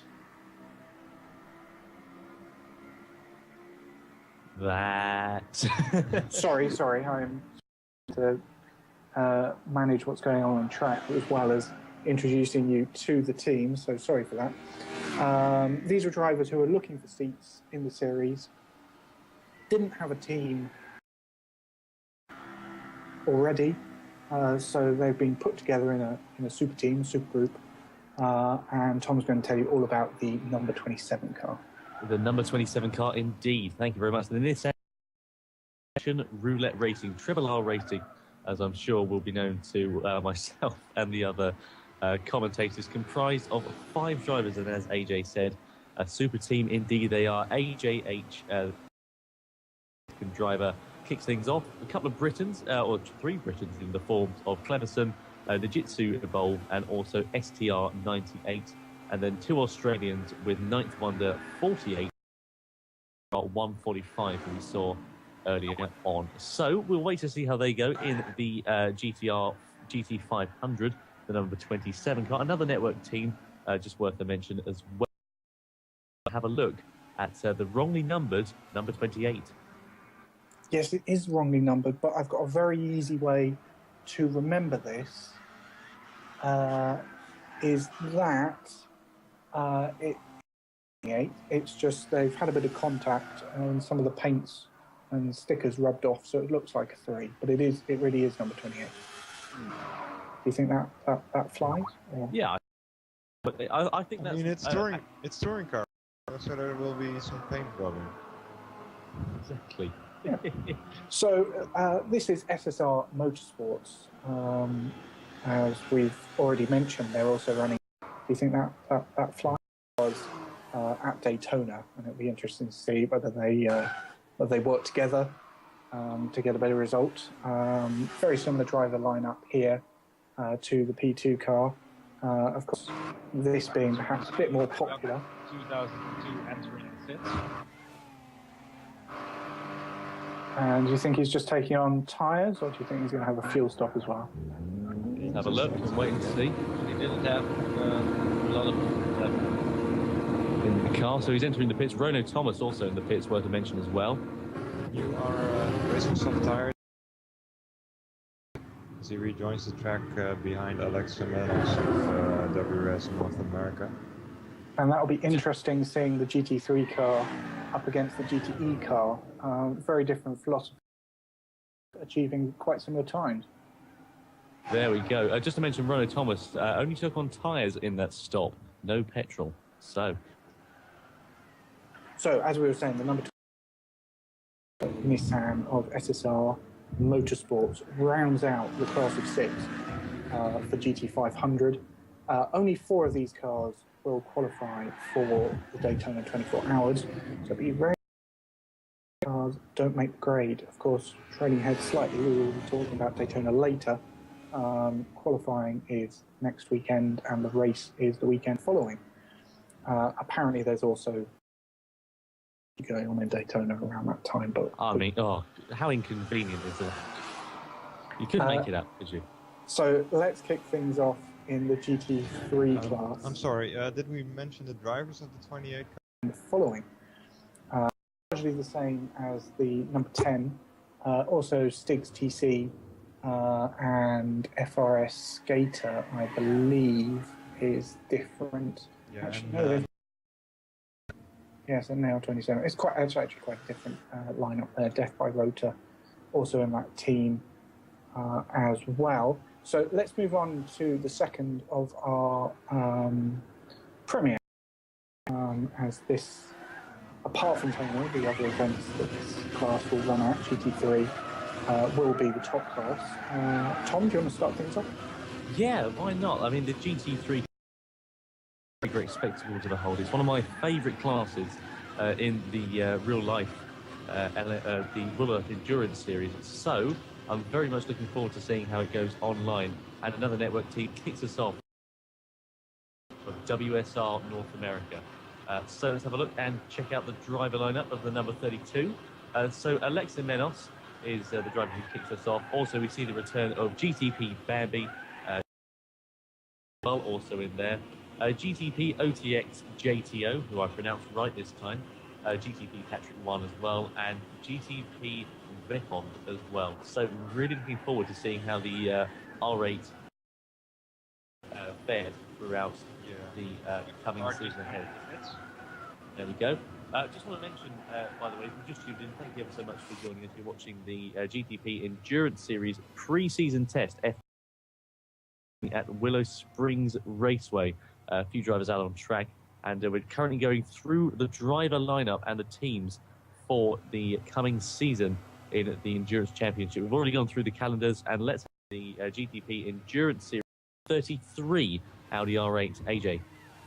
Yes, and of course this is available on Racing, as we will pop up on the screen now. So, how are we saying this person? We're saying Valyrian or Just Valyrian. Yeah. Valyrian, there we go. Valyrian and WRS North America are our two works Audi teams. Of course, they've got cars, the R8s in GT3 and the R18s in P1.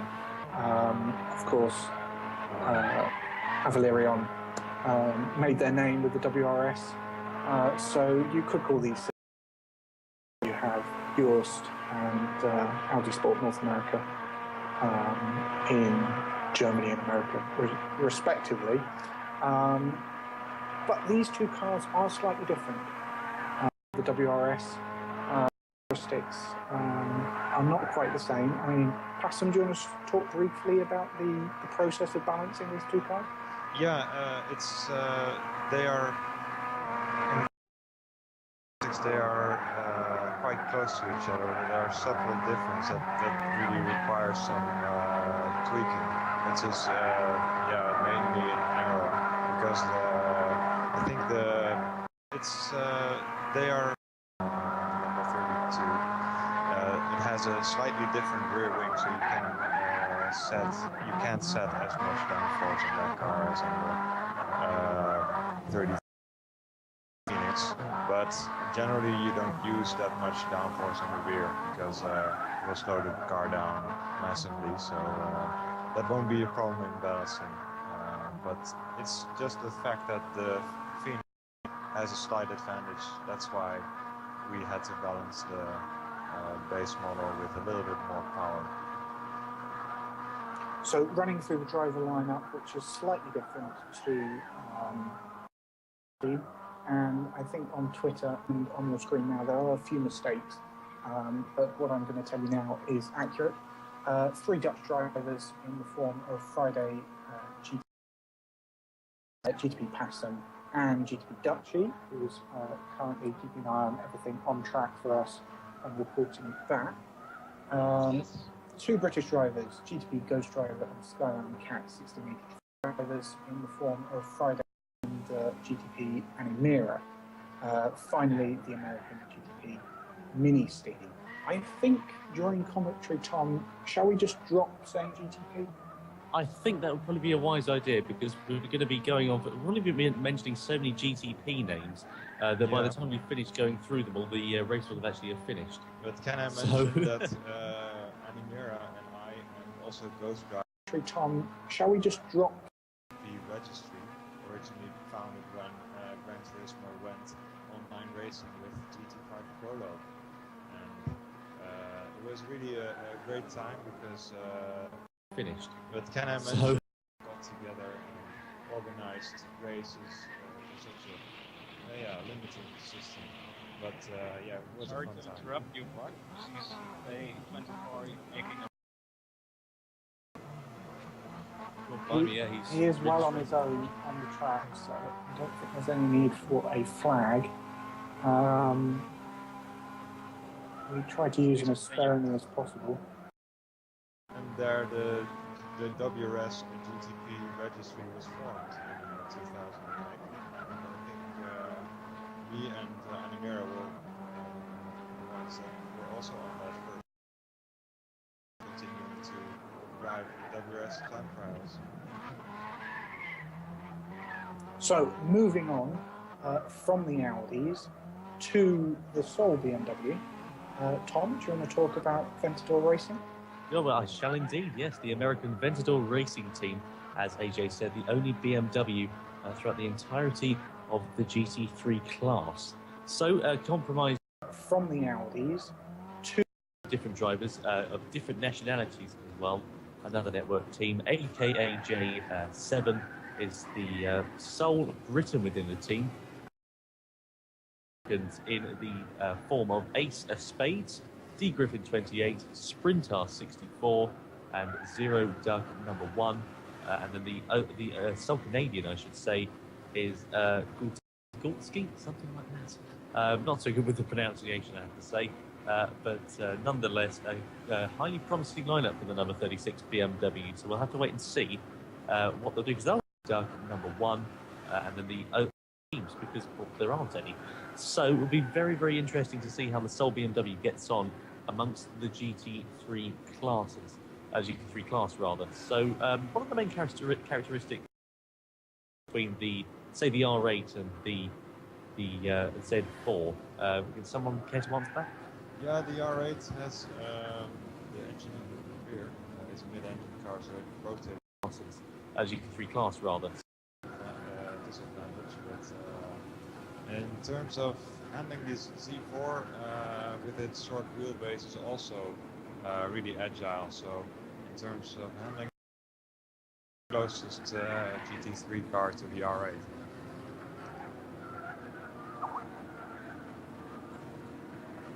There we are. Right, okie dokie. So the next car up is the Mercedes AMG GT3 class, and AJ, if you're primed and ready, the Reaper Online racing car, I should say, currently out on circuit as well at the moment, and pounding around at quite the rate of knots. So AJ, do you want to tell us? Reaper Online Racing are an experienced group of racers, just 3 drivers on the team at the moment, an all-British squad of Glenn Ailes 81 and Rono Thomas. Yeah, we haven't seen much from them yet, so, but I think we expect them to be in an all-British squad. We know they're good drivers. Oh, just to mention, sorry, just to interrupt you there, AJ, as Rono Thomas has an off at the first corner, gets the car back under control for turn 2. However. Yet, I'm going to say, they may not have the experience with this type of racing. Really long endurance racing in a multi-class environment where they've got to negotiate on a regular basis. And of course, network endurance racing, which is what we're doing here at the GTPlanet Endurance Series, is slightly different and has its quirks that you have to get used to. So the next B's is the Bit of Rivals Racing, another SLS AMG car. Bit of Rivals Racing really getting their keep throughout all 3 classes so far. And I have to say, we are looking forward to racing in your series, AJ, because, well, they're back at it again. Number 43, the Bit of Rivals Racing Mercedes SLS AMG, comprised of Greasy 07, Lion Fate, and the Flash 05, the classes so far. And, of course, in the form of the previous team that you mentioned, Reaper Online Racing. So I'll have to see how they go. Number 42 compared to number 43. Obviously comes number 44, which is the first of our Nissan GTR Nismo GT3s. This is TNR Nismo, TNR standing for Top Notch Racing. 43. In the races before, so we know all about them. The team is comprised of 4 Americans and a Filipino of TNR Philo, 330, Zigan, again, we're not saying the prequels to people's names because that's going to take all day. Fefa 702, in fact, I think we're not going to say the numbers either. And Filipino. Everyone, once they're familiar with the field, will probably get used to just us abbreviating their names, really, to be honest with you. I think the gamer tags and the numbers, really, to be honest with you, can probably be left out. And finally on their driver roster currently is Rebellion. So after 45 is... after 44 is 45, and not displaying the correct number, but Tom, we came up with an easy way to remember this one. Yes, we did. And I can't remember what it was. So what was that way, AJ? It's been a while. The car shows 1, 2, 3, and the number of the car is... Oh, yes, of course. Yeah. 4, 5. Yes, indeed. So, yes, sorry, I wasn't catching on very quick. It's been a long day, I have to say. But quite the heathens here. A mixed team as well. A mixed team, obviously meaning we have a different mix of network and local drivers as well. So they've got a series of some local drivers and some network in different countries, in different cities or whatever. And, of course, a couple of drivers that are within the same vicinity, within the same room, pretty much. So their lineup comprises a lot of Australians, it has to be. So quite a few 6 out of drivers Australians. So they are Bo Albert, also Heathen, Pride, Mint GTR, N64, the Stig, TDZ, with much. So their lineup the Norwegian are Iwazir and Knucklen. So that makes up the 1, 2, 3, 4, 5 Nissan GTR Nismo in the GT3 class. So a Mint GTR.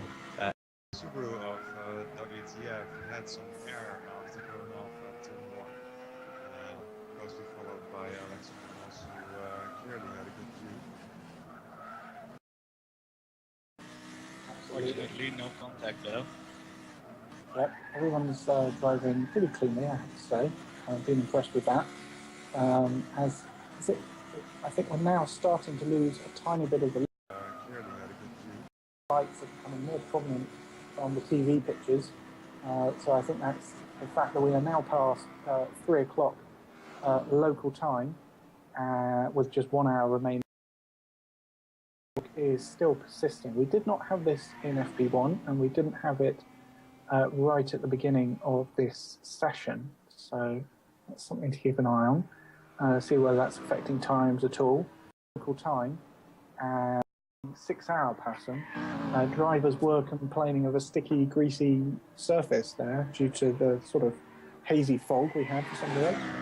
Yeah, that was interesting. I mean, Session, so that's something constant there, and it got a bit foggy, and yeah, the track didn't feel like the other sessions that I had driven there, but didn't it to the sort of hazy. Didn't it stop raining something like 5 minutes after the race finished? Start raining, you mean? Yeah, it started Yeah, raining 5 could minutes after be. the race, I think. I mean, I know for sure. No. But yeah, it could have been close because the threat of rain was there. So that's the 7 cars in the GT3 class. I think we should run through them quickly again. That's WRS North America in the Audi, joined by Valyrian. Venador, is it Venador? Yeah. Venator.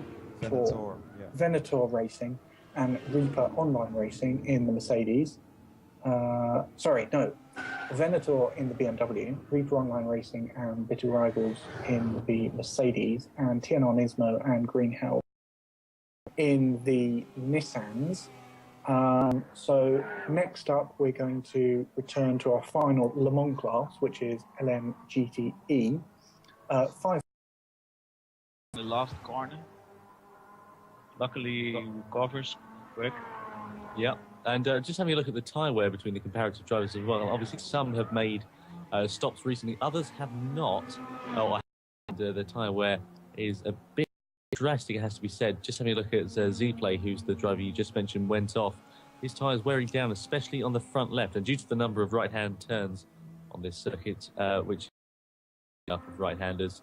It's certainly one that wears the inside front tyre, is it not? Yeah, sadly we don't have another LMP2 on the track at the moment, so we can... Oh, seems like it goes off again as well, just to mention, sorry to interrupt you there. So really seems to be struggling with this car at this stage. Probably worth mentioning getting back to AJ then to have a look at the LM GTE class then. So AJ. I just want to check from Patton. He's seen the message I've posted in our talkback chat. Yes, I have. Brilliant. Okay. So, as I said, we were moving on to the final of our three. LMGTE manufactures 5 cars. Let's spice things up a bit and start with the 58, Tom. The 58? Oh, blimey, hang on a minute. Hey, I've lost myself. Look at that. Look at the number 58 car then, as I find my way to him. The Dart car, the Chevrolet Corvette C6R. All-American lineup, all-American team as well, another network team. Oh, blimey, hang on a minute. Hey, I've lost myself, he said. So, made up of Fallen Log, Nail 27, Rudd Racer, and Euclid 58 as well. So the aptly named Euclid 58 C6R. Do you reckon he had a bit of an influence there, AJ? That is a complete coincidence. I had not noticed it until you pointed it out to me.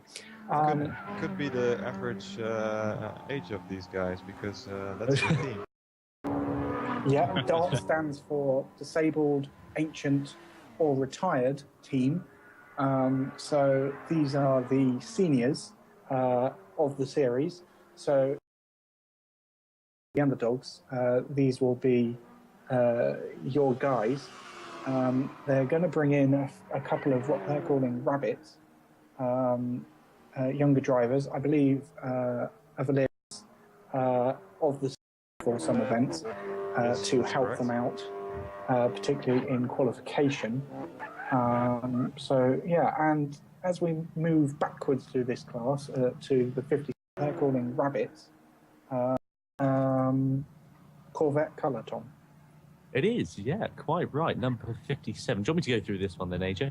Please. Yeah, oh, thank you very much. So the Can-Am VRL. So yeah, and 7 of whom are American, 1 Canadian in there. The one that AJ got a bit confused with later on. Sorry there, AJ. But let's going off track again. Quite right as well. Do you want me to go through this one then, AJ? Please. Tyres are wearing down. Maybe he's just trying to find the limits of adhesion, and I think he's found them, it's safe to say. So I guess. As we see him parking. Yeah, we've seen Rono Thomas. Okay. But let's a traction after a step in the dirt. There you go. You see Blue Zephos currently joining the track as well. Currently just in the pit lane and going out once again. As we see him. 7 car of the Can-Am VRL team are made up of Cap Dubs, DC Montcash, GT Legends 57, GT Racer 1720, Lord Dragon KD, OG joining the track as well, TW Legends, and then the sole Canadian, I should say, and the Canadian team with the All-American lineup, Bar 1, F1 Racer 68, makes up your driver lineup for the Can-Am VRL team in the LMG class in the Corvette C6.R. So, looking back further, let's have a look at the number 54 car then, the TNR4 Performance, with AJ. Racer 68 makes up. This is the second top-notch racing car. Quite a different driver lineup here of Stiggs TC, the Australian. Again, number 54 car then. Before TNR Filu from the Philippines, and then the American drivers of Zigan, Boost, and Oreca. Just one Ford GT driver lineup here. So again, as Tom said earlier, with the GT3 BMW, no reference point for them, I think, and Oreca. Most of the classes have at least 2 of the same car. Will be looking to beat the other team in the same car first, and then looking to see how they play out in the rest of the class. So no reference point for them. Be quick. We're going to be coming on to the results of FP1 shortly, and I think we might take a break. No, we won't. We'll plough on. There's only a few more. See how they play out in the rest of the class. So let's go through the BMWs a bit differently. As I just realised that you have not seen a picture of the 54. There you go. Let's go through the BMW, and I think we might take a break. Tom, do you want to go for the 51 first?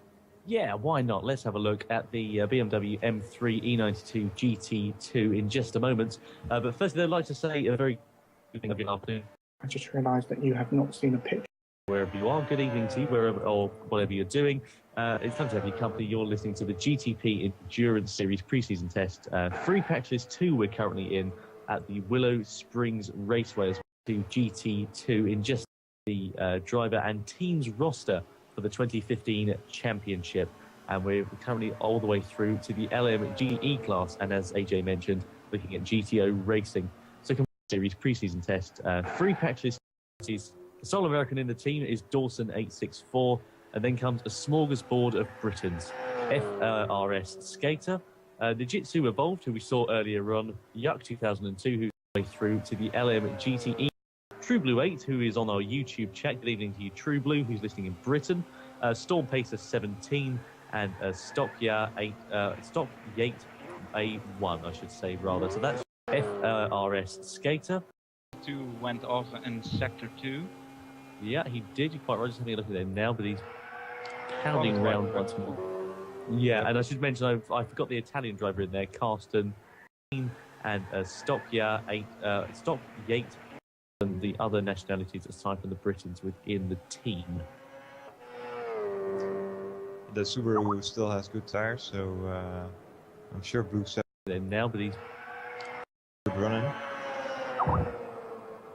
Might be pushing just a little bit too hard, which caused an error.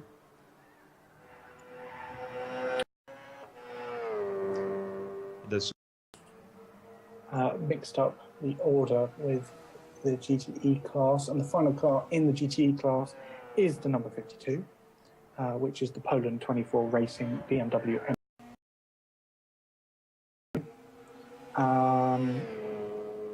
Again, another experienced team with endurance racing podiums on their resume already. Number 52, form of GTPL, all GTPL drivers. Lubick, Old Boy 1958, Plotnik, and Rasta for endurance racing podium. But we're just going to go with Rasta. And they're joined by the Irishman Lucas.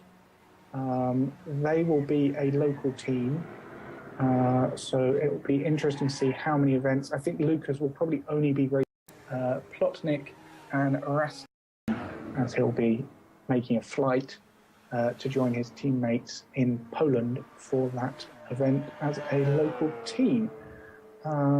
So, Tom, do you want a local team? So it will be interesting. We have talked about quite a few so far, as I'm sure you've heard.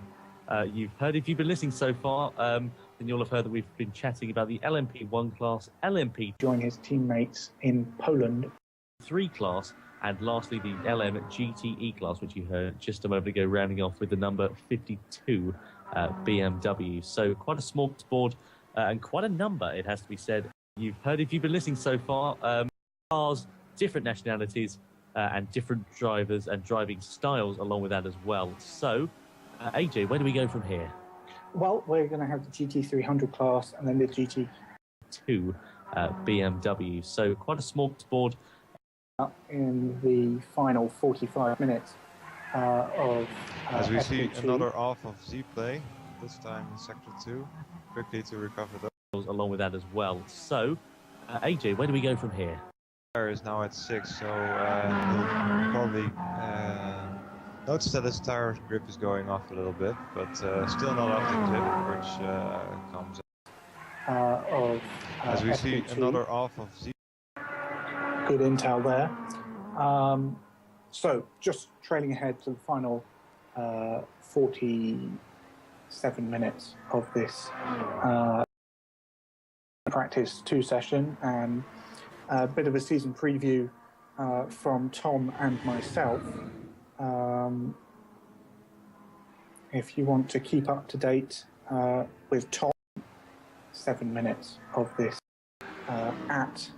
and now I'm going to lose his handle. It's Tom Brooks F1. For myself, it's GTP_AJ, and for GTPlanet. So trailing ahead to the rest of the program, we will be talking about the driver ratings, how you earn the different levels, and the implications of those different.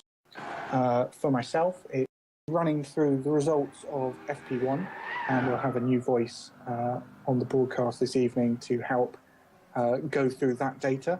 And then finally, we'll leave you with a preview of how you earn the different levels and the implications, qualifying 1 to 4, and then the following weekend will be the main event, the 24 Hours of Daytona, with the GT on the broadcast this evening to help go classes. But we said we were now going to talk about GT300, which we will do now. Weekend will be the main event, the 23 manufacturers, Lexus, Mazda, and Subaru. And Tom's going to start off with the Romanian team, RSC Racing, in the number 61. I am indeed, yeah. 300, which we will do now. IS 350 GT 300 car, 2 Romanian drivers and 1 Austrian as well. The 2 Romanian drivers, El Rossi 46, well, and then the Austrian oh blimey, there's a mouthful. Hungarian, let's call him that. Number 72 on the end of his name. So number 60 Austrian as well. The 2 Romanian drivers, El Rossi 46 as well, to probably pay homage to the Romanian flag. And it'll be interesting to see how they go. Of course, got a bit of competition in the form of the Super GT Motorsports car. Hungarian, let's call him that, as well. So AJ, let's have a look at the Super GT Motorsports car, if you shall. Yes, before we do that, I'm just going to have to deal with a few things on track, as we appear to have, I think I'm seeing double on track, which we should not see. So those cars will be returning to the pits and deciding which driver will be taking over the car. So I appear to have, I think I'm with you. So do you want to continue with the 62? Yeah, why not? Let's have a look then. So an all-American lineup bar 1 for the Super GT Motorsports car. Brutaka GT, Etic driver will be taking over the car. Earlier on in the LMP2 class, I believe. WTF Man, the Australian, being the only exception. And then another American, J Black Revo, number 9 as well. Lineup bar 1 for the GT Motorsports car gets on in comparison to the Romanian team that we mentioned previously. And having a look at another GT300 car as well, we will do so in just a couple. AJ, are you any closer to being done over there, or are you just going to take a couple of moments? No, I'm ready to talk about the number 64.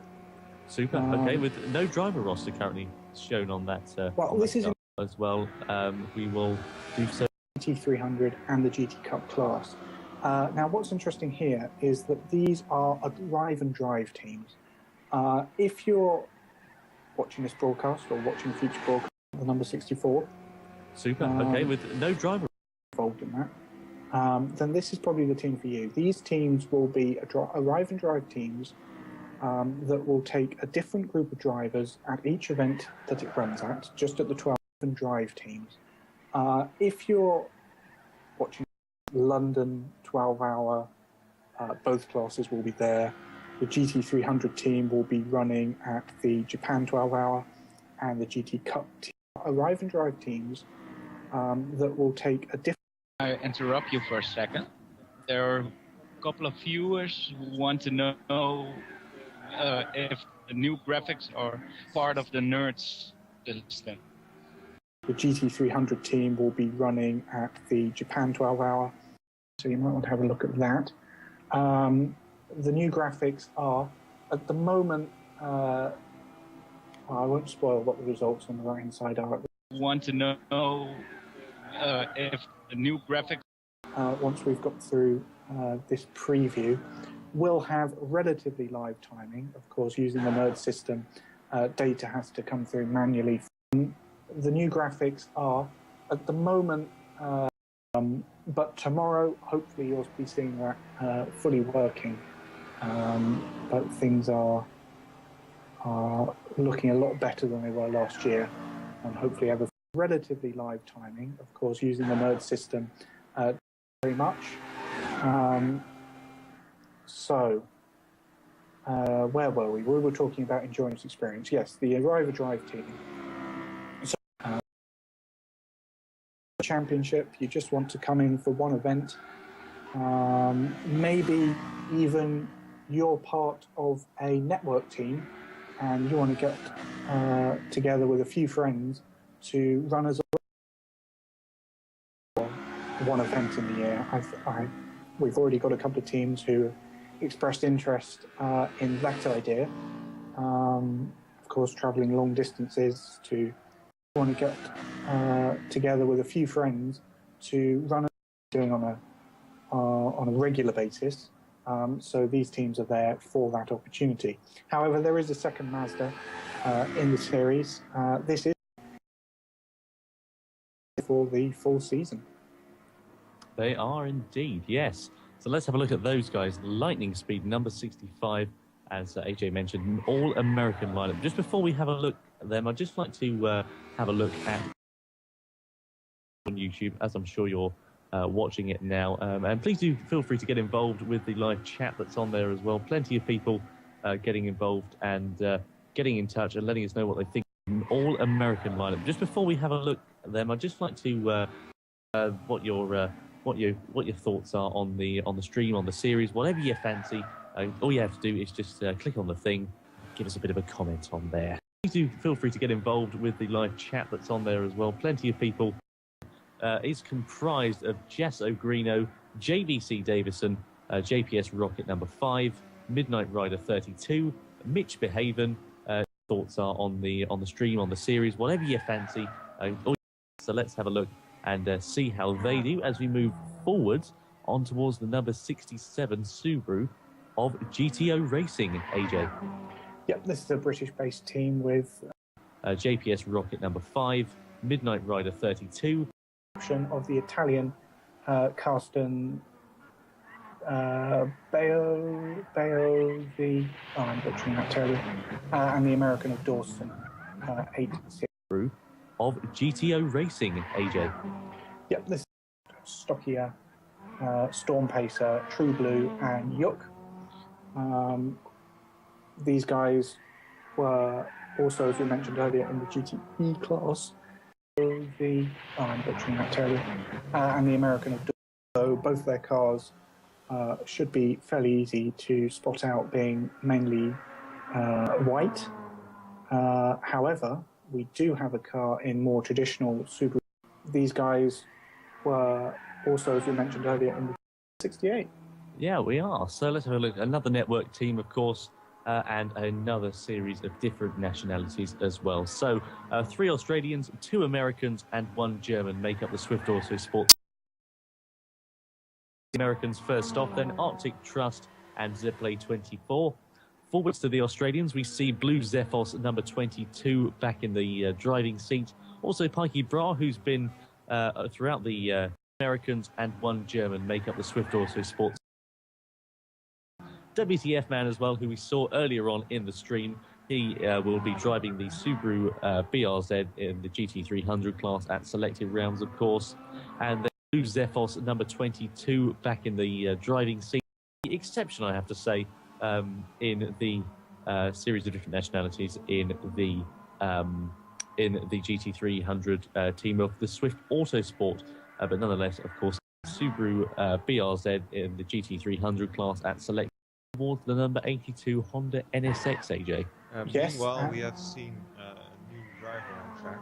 It's the War in the HSV Honda number 21.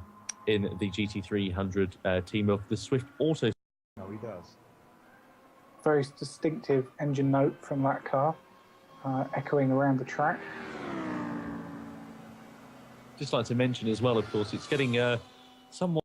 It's the War in the HSV Honda 23. Well, be interesting to see whether that fog does dissipate, but at the moment, looks to be staying put. Well, according to the data we have, since Just like to mention as well, of course, degrees Celsius from 29 to 28. Although we are seeing a fair amount of rubber being laid down, especially in the final corner. So, looks to be staying put. And what the effect on lap times that will be. Again, training ahead. Once we've talked to you about the seventh and final class, which is GT Cup, we will take you through the FP1 results with a new voice joining us on the grid, and what the effect on lap times that. Judging by the comments on the stream, it would be a good idea to talk about some of the graphics that we're going to have this season that are going to be a bit more active tomorrow in FP2, the FP1 results with a family training head to Daytona and FP3 and 4 tomorrow. So, we were sensibly just off the throttle to create some distance between him and Bambi. Going to have this season that are going to be a bit more active. Starting his new lap now, being a bit more powerful than fairly quickly already on it. We were sensibly fast on here. Bambi, of course, as we have introduced earlier, is in the WRS North America R8 LMS. Big network endurance racing type events here with the pre-season test from Albany, California and the Willow Springs International Racetrack LMS. So, GT Cup, as Tom said, we're going to start off with the number 82. We certainly are, yes. So let's. From Albany, California and the Willow Springs International. So, go ahead. Oh, well, thank you, very kind, thank you. All-American lineup for this team, and the Dart team make a return for the GT Cup class, as AJ mentioned. We're going to start off with the number 80. AJ, you're going to interrupt me here because I can't remember. Standing for Disabled Ancient Retired Team. There we are, you see. So the Elder Statesman then is comprised of Euclid 8, Forden Log, GTP Mini Stiggy, who we know is also on loan to them, Nail 27, Rudd Racer, Tex 36, Wide-Eyed Driver, and Adventure. You see, so the Elder Statesman then, Disabled Ancient Racing Team. So there you go. When they were asked about sort of what sort of liveries and colour schemes they were. Nail 27, Rudd Racer, Tex 36, Wide car possible on the track, which is why they've gone for that very, very distinctive shade of green. Which could only be about sort of what sort of liveries and Zephos has gone off track, number 18 car there, on the side of the car at least. Zephos 22 in the Pescarolo. Jalazid's pulled off track. Distinctive shade of green. As Famine joins the circuit. So AJ, number 83 then, another Arrive and Drive team. Yes, this is our second of the endurance experience cars. Two car, this time blue explosion, blue Zephos. Sorry for butchering his name here. Yeah, he has recovered. So the second NSX, which is in a more traditional shade of white. Explosion, blue Zephos. Sorry for you've got a choice of the GT3 Mazda or the GT Cup Honda. So the second driver assistance each of these classes have, they're modelled on their real-world counterparts or physical counterparts. These are the virtual cars. It's definitely our entry level with ABS, stability management, and traction control available. No assists are available in GT300 or GT500 physical counterparts. These are the virtual cars. P1 are traction control only, with P2 adding stability management. GT3, all assists are available. It's and traction control available. I think that's everything. So next up in GT Cup, Tom, is the 85. It is indeed. So let's have GT3, all assists are, which AJ will tell us in a moment, stands for something, which we'll mention in just a moment. But let's have a look firstly at the driver lineup. We saw the Lotus Elise at the 24 Hours of Spa. Up in GT Cup, Tom, is the 85. Which is nice to see, alongside Shinro and GC255. They're the Britons within the team. Also to mention the Italian Giorgio 57. Soccer GT Racing, nice to see him in the driver lineup. We saw the Lotus Elise lineup for the Lotus Elise 111R, the number 85 car. So be interesting to see how the Lotus goes, of course. Not necessarily famed for its straight line speed, but very, very good in the corner team. Also to mention the Italian Giorgio 57. See how that fares throughout the course of the seasons at the round it races at. SCAR, of course, standing for Sunday Cup affiliated races. That's the one. These guys. So be interesting to see how the Lotus goes, of course. Not changes and professionalism in the precursor events to this, the 2015 GTPlanet Endurance Series, as we have just half an hour left standing for Sunday Cup affiliated races. Oops. Yeah, we've gone over our allocation of going through the teams quite slightly. So we might end up going over a couple of hours. But if you can stick with us here on the 2015 GTPlanet Endurance Series Raceway, we'd love to have your company.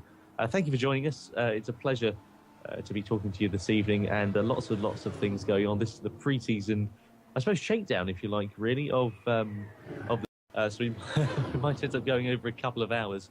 But for Yuck 2002 and GTP Bambi, all competing in, relatively different classes as the war just recovers from a slight off. So lots of things going on. This is the pre-season, I suppose, shakedown, if you like, of the Wheel Racing Limited Lotus there, AJ. Yep, this is another one of our local teams, as Tom said. Relatively different classes as the war just recovers from a slight. Local team, when three of them are Americans and one of them is a Canadian, we believe that they are still a local team. Nationality is no mark of residence. This is another one of our local teams, as Tom said. Heather Ant, Jack Shea, and John Hope. It's nice to have a black and gold Lotus and an orange Lotus. Sector 2. Rejoin. Nationality is no more. So at the moment on track, we have just 3 cars. It's fairly quiet. However, they're in very similar categories. Probably the closest categories you're going to get, which is GT500, GT3, and GTE. So they shouldn't be getting in each other's way too much. Yeah, and they're fairly spaced out at the moment. Also, I think we're approaching. You're going to get, which is GT500. Okay. Yep, absolutely. We're starting to wind things down here at 3:30 local time. I'd say it's getting a lot foggier and a lot darker. Fairly spaced out at the moment. Also, I think reduced with the fog and, of course, the darkness that's impending. Headlights becoming more prominent and cars becoming less and less visible as the hour progresses onwards. Though, of course, due to the time of day, we're not... At 3:30 local time, I'd say it's getting a lot foggier and a lot... well, say a little bit darker than this. It wouldn't get, obviously, towards that dark, but the inclement weather conditions certainly have an impact on the visibility here at Willow Springs as we have a look then at less and less visible as the hour progresses onwards. Though... Number 88, for reasons that will become apparent very soon. Okay, right. We are going to come back to them in a minute, but we're going to look at the number 89, as I think I should just mention that we started this morning at 6 o'clock local time. Certainly having an impact on the visibility here at Willow The day to start. So the number 89 is a all-Spanish effort, GTR Black Hawks, made up of at Nirvana. We're going to look at the number 89, as I think I should just mention that we started this morning at 6. Racer Maniac, Venturi, Kemau, Mac Corps, made up of in a very nice black and red livery. So finally, 40 of 40 is the number 88 Greenhow Heathens Renault Sport Megane. And we're pleased to say we're one of their drivers, and as you will see by the colour scheme of this car, also had some influence on that Heathens Renault Sport Megane. Planet Administrator. Good evening, Fannin. Evening. So what was the thought process you went through when choosing the colour of this car? Colour scheme of this car also had... Went for something that we really knew. Who am I kidding? It's purple. We love purple. Well, I love purple. And of course there is still an homage to Greenhow Heathens in the wheels. So what was the thought process you went through when choosing the colour of this car? When they actually let me choose the colour. So. And your fellow drivers are the Australians Bo Albert, Heathen Pride team. And of course there is still an homage to Greenhow Heathens in the wheels. Let's say Whitford. Works for me. The New Zealander David B, the American Nick Anthony, and your fellow drivers are and the British driver I was here. So I think have you been on track yet today? I haven't yet, no. The New Zealander David B. Final corner and gets into the infield, deep into the sand of Willow Springs. Now looking to recover on the main straight. It was here. So I think have you been on track yet? Slack will be slightly compromised, but he'll clean off those tyres and off he'll go yet again. So that rounds out our... Deep into the sand of Willow Springs. And all 40 cars and over 200 drivers taking part in the series this year. We have just 25 minutes remaining. Off he'll go yet again. So that rounds down the results, the preliminary results of free practice 1 that we had at 6 o'clock this morning for 4 hours. And Famin's going to help me. We have just 25 minutes, so I think you've got that information in front of you. And although it's not very clear at the moment, I think the viewer has also had that data being tickered across the screen in our main ticker clock this morning for 4 hours. So on the right-hand side. However, that is just showing you the car and the team. Multiple drivers also had that data being tickered across. First, here. Yeah, as he goes straight on at turn 1. In turn 1, big off from The car and Almost into turn 4 there. That's the first time I see that today. A nice shortcut though. Almost. Seems like he. At turn also 1. in turn 1. Big off. On his driving, maybe. So, Yeah. shall we run through these in tandem, Famine? So, Yeah, by all means. if Today. A nice shortcut though. obviously went to an LMP1 car, and that is the Audi R18 of Papsum with a 101.631 on lap 2 of 9.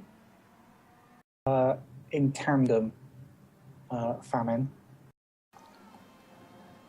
Okay, the second fastest time was also inevitably an LMP1 Audi R18. It was from the WRS North America team, set With a 101.631 on that right, with a 101.807, which is just under 2/10 slower on his 10th lap of 12. third from the same team. LMP1 Audi R18. It was from the 3, a tenth off his teammate and just under 3/10 off the fastest car in class. and next up was GTP back on his 10th lap of 12. 0.02 of a second slower than his nearest teammate, so the team's got a nice cluster of really consistent drivers there. And the final LMP1 fastest car in class. And next, Menos. Again, I'm saying that slowly so we get it right. A 102.9. He was a second slower than the next car, but just 1.3 off the fastest. there. And the final. Somewhat unexpectedly, the next fastest time is from the GT500 class rather than the LMP2, set by Eol, the Portuguese driver, for Team Wise Racing in the 9. He was a second slower than the next car, but just 1.3. 8.3. Stewart has another off, this time coming out of turn 2. Clipping the sand a little bit, but this time quickly to recover. P2, set by Eol, the Portuguese driver. Just coming into the final corner now, but he's continued. Maybe the turbo that is making the HSV more difficult to drive than I remember it. Clipping the sand a little bit, but this time quickly to no means good to keep it on the track. So the 7th quickest time of the morning was set by That is making the HSV more difficult to drive than in the ORA Racing Pescarolo C60 Hybrid Judd. and a big jump from Thewar going off the final corner, almost jumping over the fence there, if not. So the 7th quickest time of the morning was. Yeah. Thankfully, we have 0 spectators here this weekend, so no two-dimensional virtual characters were harmed. And a big jump from Thewar going off in the final. Brutaka in the OR Racing Pescarolo C60 Hybrid Judd with a time of 107.328, just 0.6 off the end, so no two-dimensional for the number 8 coming. Yes, again, Team Wise Racing in the Lexus SE430 with TWR Torchon. He's only a couple of tenths behind that LMP2. To 8, just 0.6 off His teammate. So again, nicely matched pair of drivers there. In 9th and 10th were the Swift Autosport drivers in their Courage C60 Judd of with TWR Torchon. He's of a 107.8 and a 107.9 respectively. And that's followed up by the fastest LMGTE car. And the which is- slowest. Well, yes, the only LM The Swift Autosport drivers in their Courage. GTO Racing, driven by Dawson 864 with a 111.7. As we have an off from Z-Play in LMP2, the number 17 car. followed up by the fastest LMGTE car. And the slowest. But turn. Oh, We have two guys off circuit. Yeah. Didn't quite catch who that was. Z-War again. Yeah. Really struggling with this Honda as Still well. He's just driving come out of the around pit. with engine and left front damage. Well, that as we have an off from Z-Play in LMP2, the off with damage in this session. You go to the pits and it automatically repairs, but it doesn't reset the image of the car. Ah. Well, again, really struggling with this Honda as Still well. He's just driving come out of around the with pit, engine and which I suppose is well. Driving a new, brand spanking new Honda HSV again. maybe a dent to the ego. As I say, it might, if only with that But it doesn't reset the image. come out again, and that's it. We're all done. So As we have the safety car now deployed, that might be a car to go on board with in the reverse view. Maybe a dent to the ego. I'd like to just take this opportunity to say good evening, good afternoon, good morning. Wherever you're listening, lovely to have your company. You're watching the GTP Endurance Series.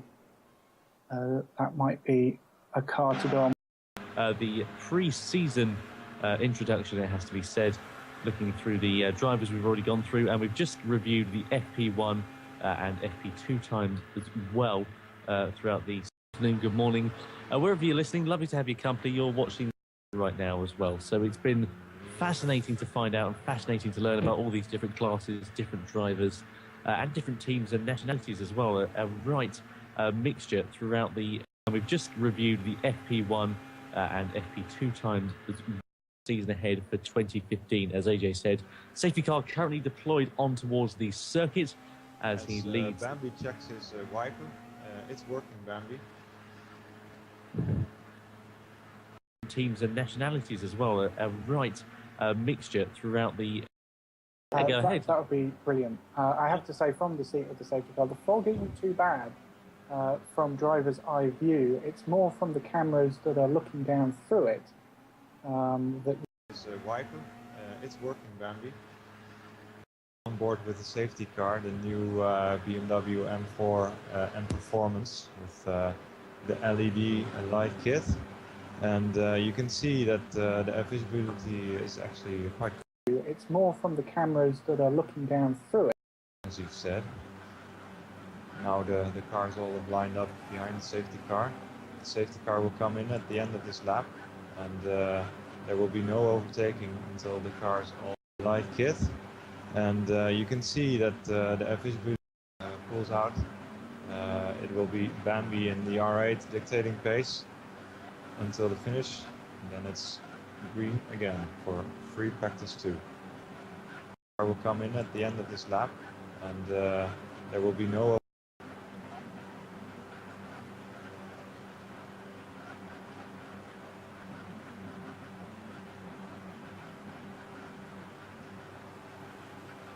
the finish, and then it's green again for free practice. Given that I'm going to have to deal with it myself slightly later on in the season, it's worth me taking notes. And we're in green condition. See the difference between the GT500, the GT3, and we're on board with the GT300 car here. Massive power difference between these cars.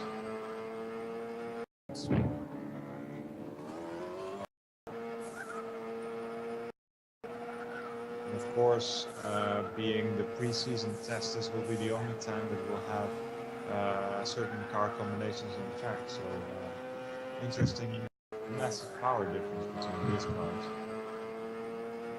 Turning back to GT500. returning back to the FP1 results, we now move on to the GT3 class. We'll have certain car combinations on the track. So Yeah, FF 702 driving. Just breaking into the 113s with the 112.994 in the Nissan GTR Nismo GT. FP1 results, we now move on to the GT3 is the valyrian Audi R8 of Panimera, New Zealand driver, just under 2/10 off the pace. 112.994 in the and show their quality, if you like, and their pace to be considered for New Zealand driver, just under to other commitments.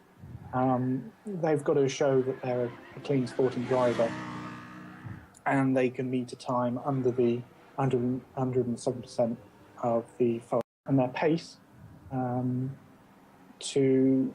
that is currently a 118.1.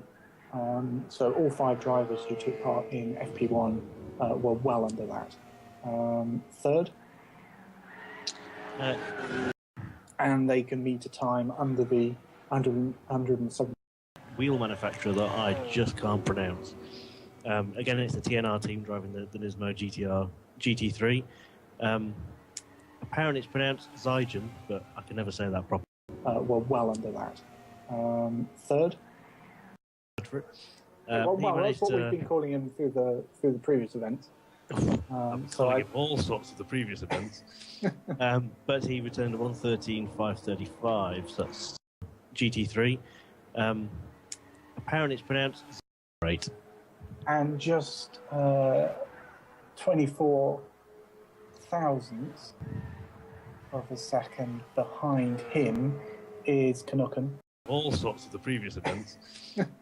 But he returned a 113. Nissan GTR Nismo GT3. That's the Kazunori car. The 123 that's labelled as 4.5, yes. Of a second behind him. The second Valerian driver in the Audi R8 LMS is Mini Stiggy. He set 114.815. The 123 that's labelled as 4.5.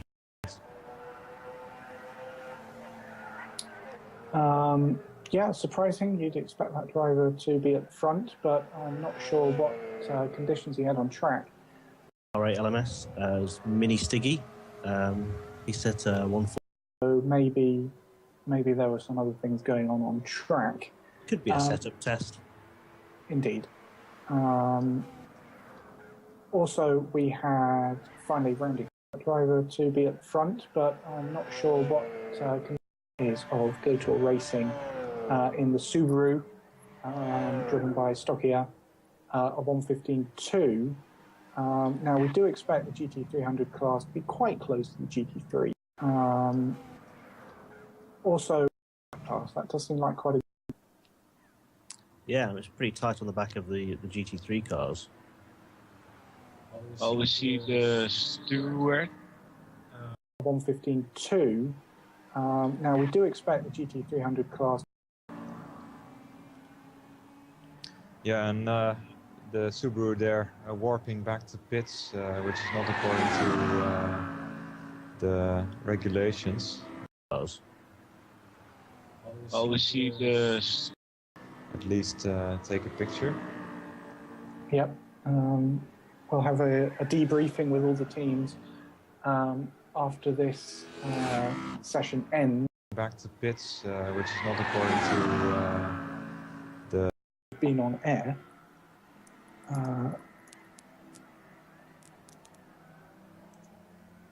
So there we go. So those are the thing with all the teams after this later this evening, once we've gone through and scrutinized everybody through their procedures. Thank you for going. So there we go. Got time to trailhead to Daytona, which is the first event of the season. It kicks off. Everybody through their procedures. Local time for Daytona is UTC -5. So QP1 will be on Friday from 4 till 6. QP2 Saturday event of the season. An evening session for QP3 again on Saturday from 6 o'clock, and then finally on Sunday at 10 a.m. is the final chance. It'll be on Friday from 4 till 6. Teams taking part in qualifying. Only 12 will make the grid. That is 3 out of 5 P2s, 4 out of 6 GT. Finally on Sunday at 10 a.m. is 7 GT3.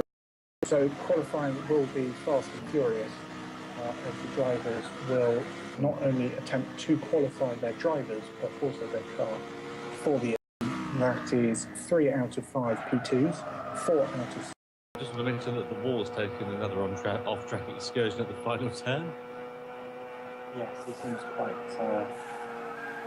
far into the sand. Will not only attempt to qualify their drivers, but fast before joining the circuit, so that's all good. So our support event at Daytona is the Mighty Miatas, which will be a spec race of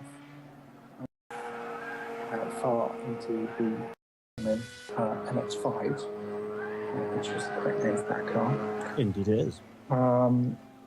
Now, these teams, each of the 40 teams that will be a spec race of sport events with 2 drivers at the wheels. So it's an introductory event. It's a 2-hour race that will get going at 9 a.m. on Saturday, the 31st of January, and will finish.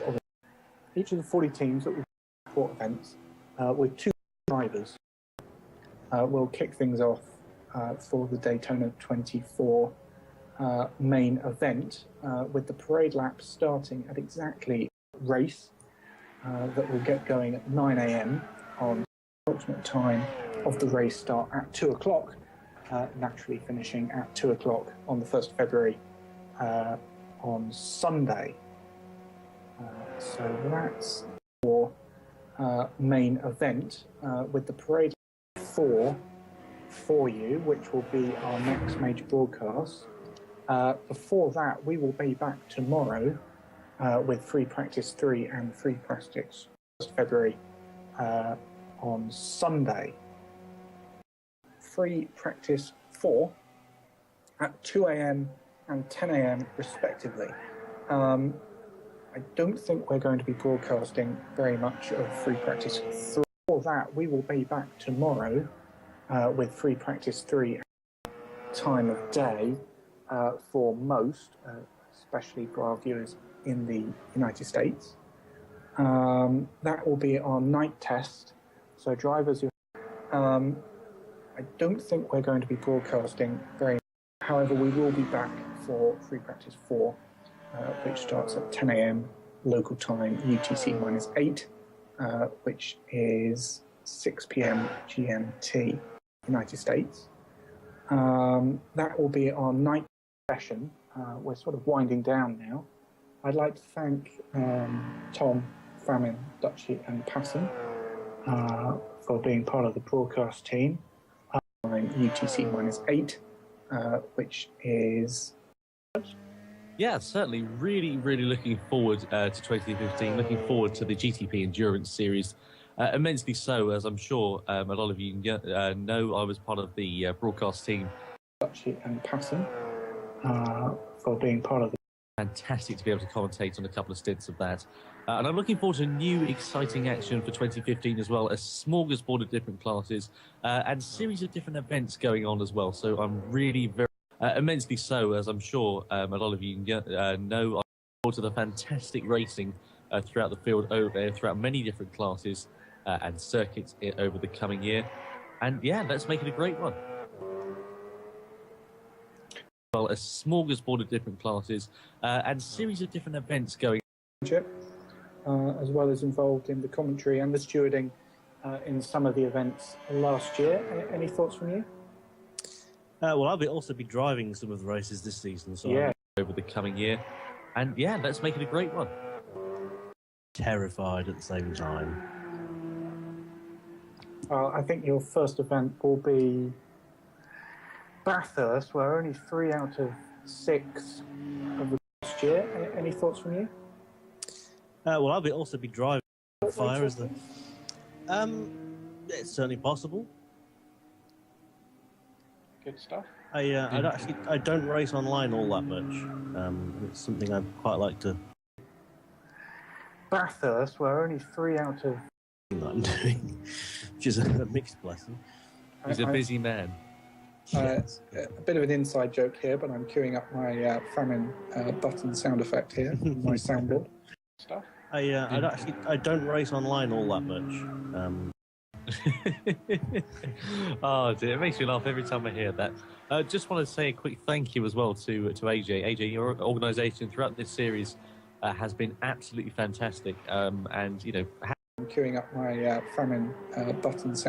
A short space of time as well. So I think myself, along with all the viewers as well, are exceptionally impressed. You know, with the way 2015's run, and I think you're doing a fantastic job as well.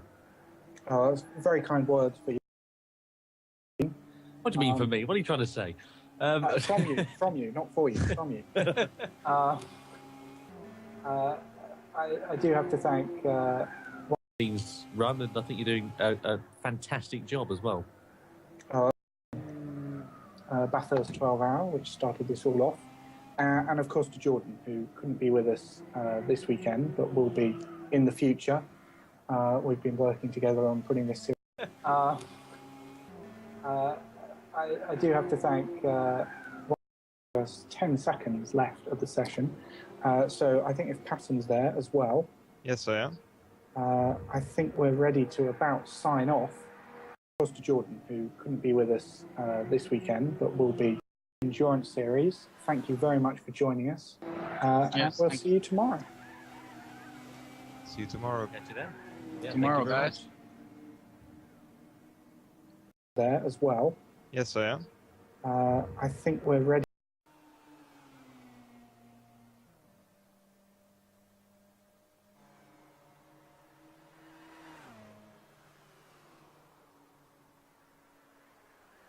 See you tomorrow. Catch you then. Yeah, Tomorrow, guys.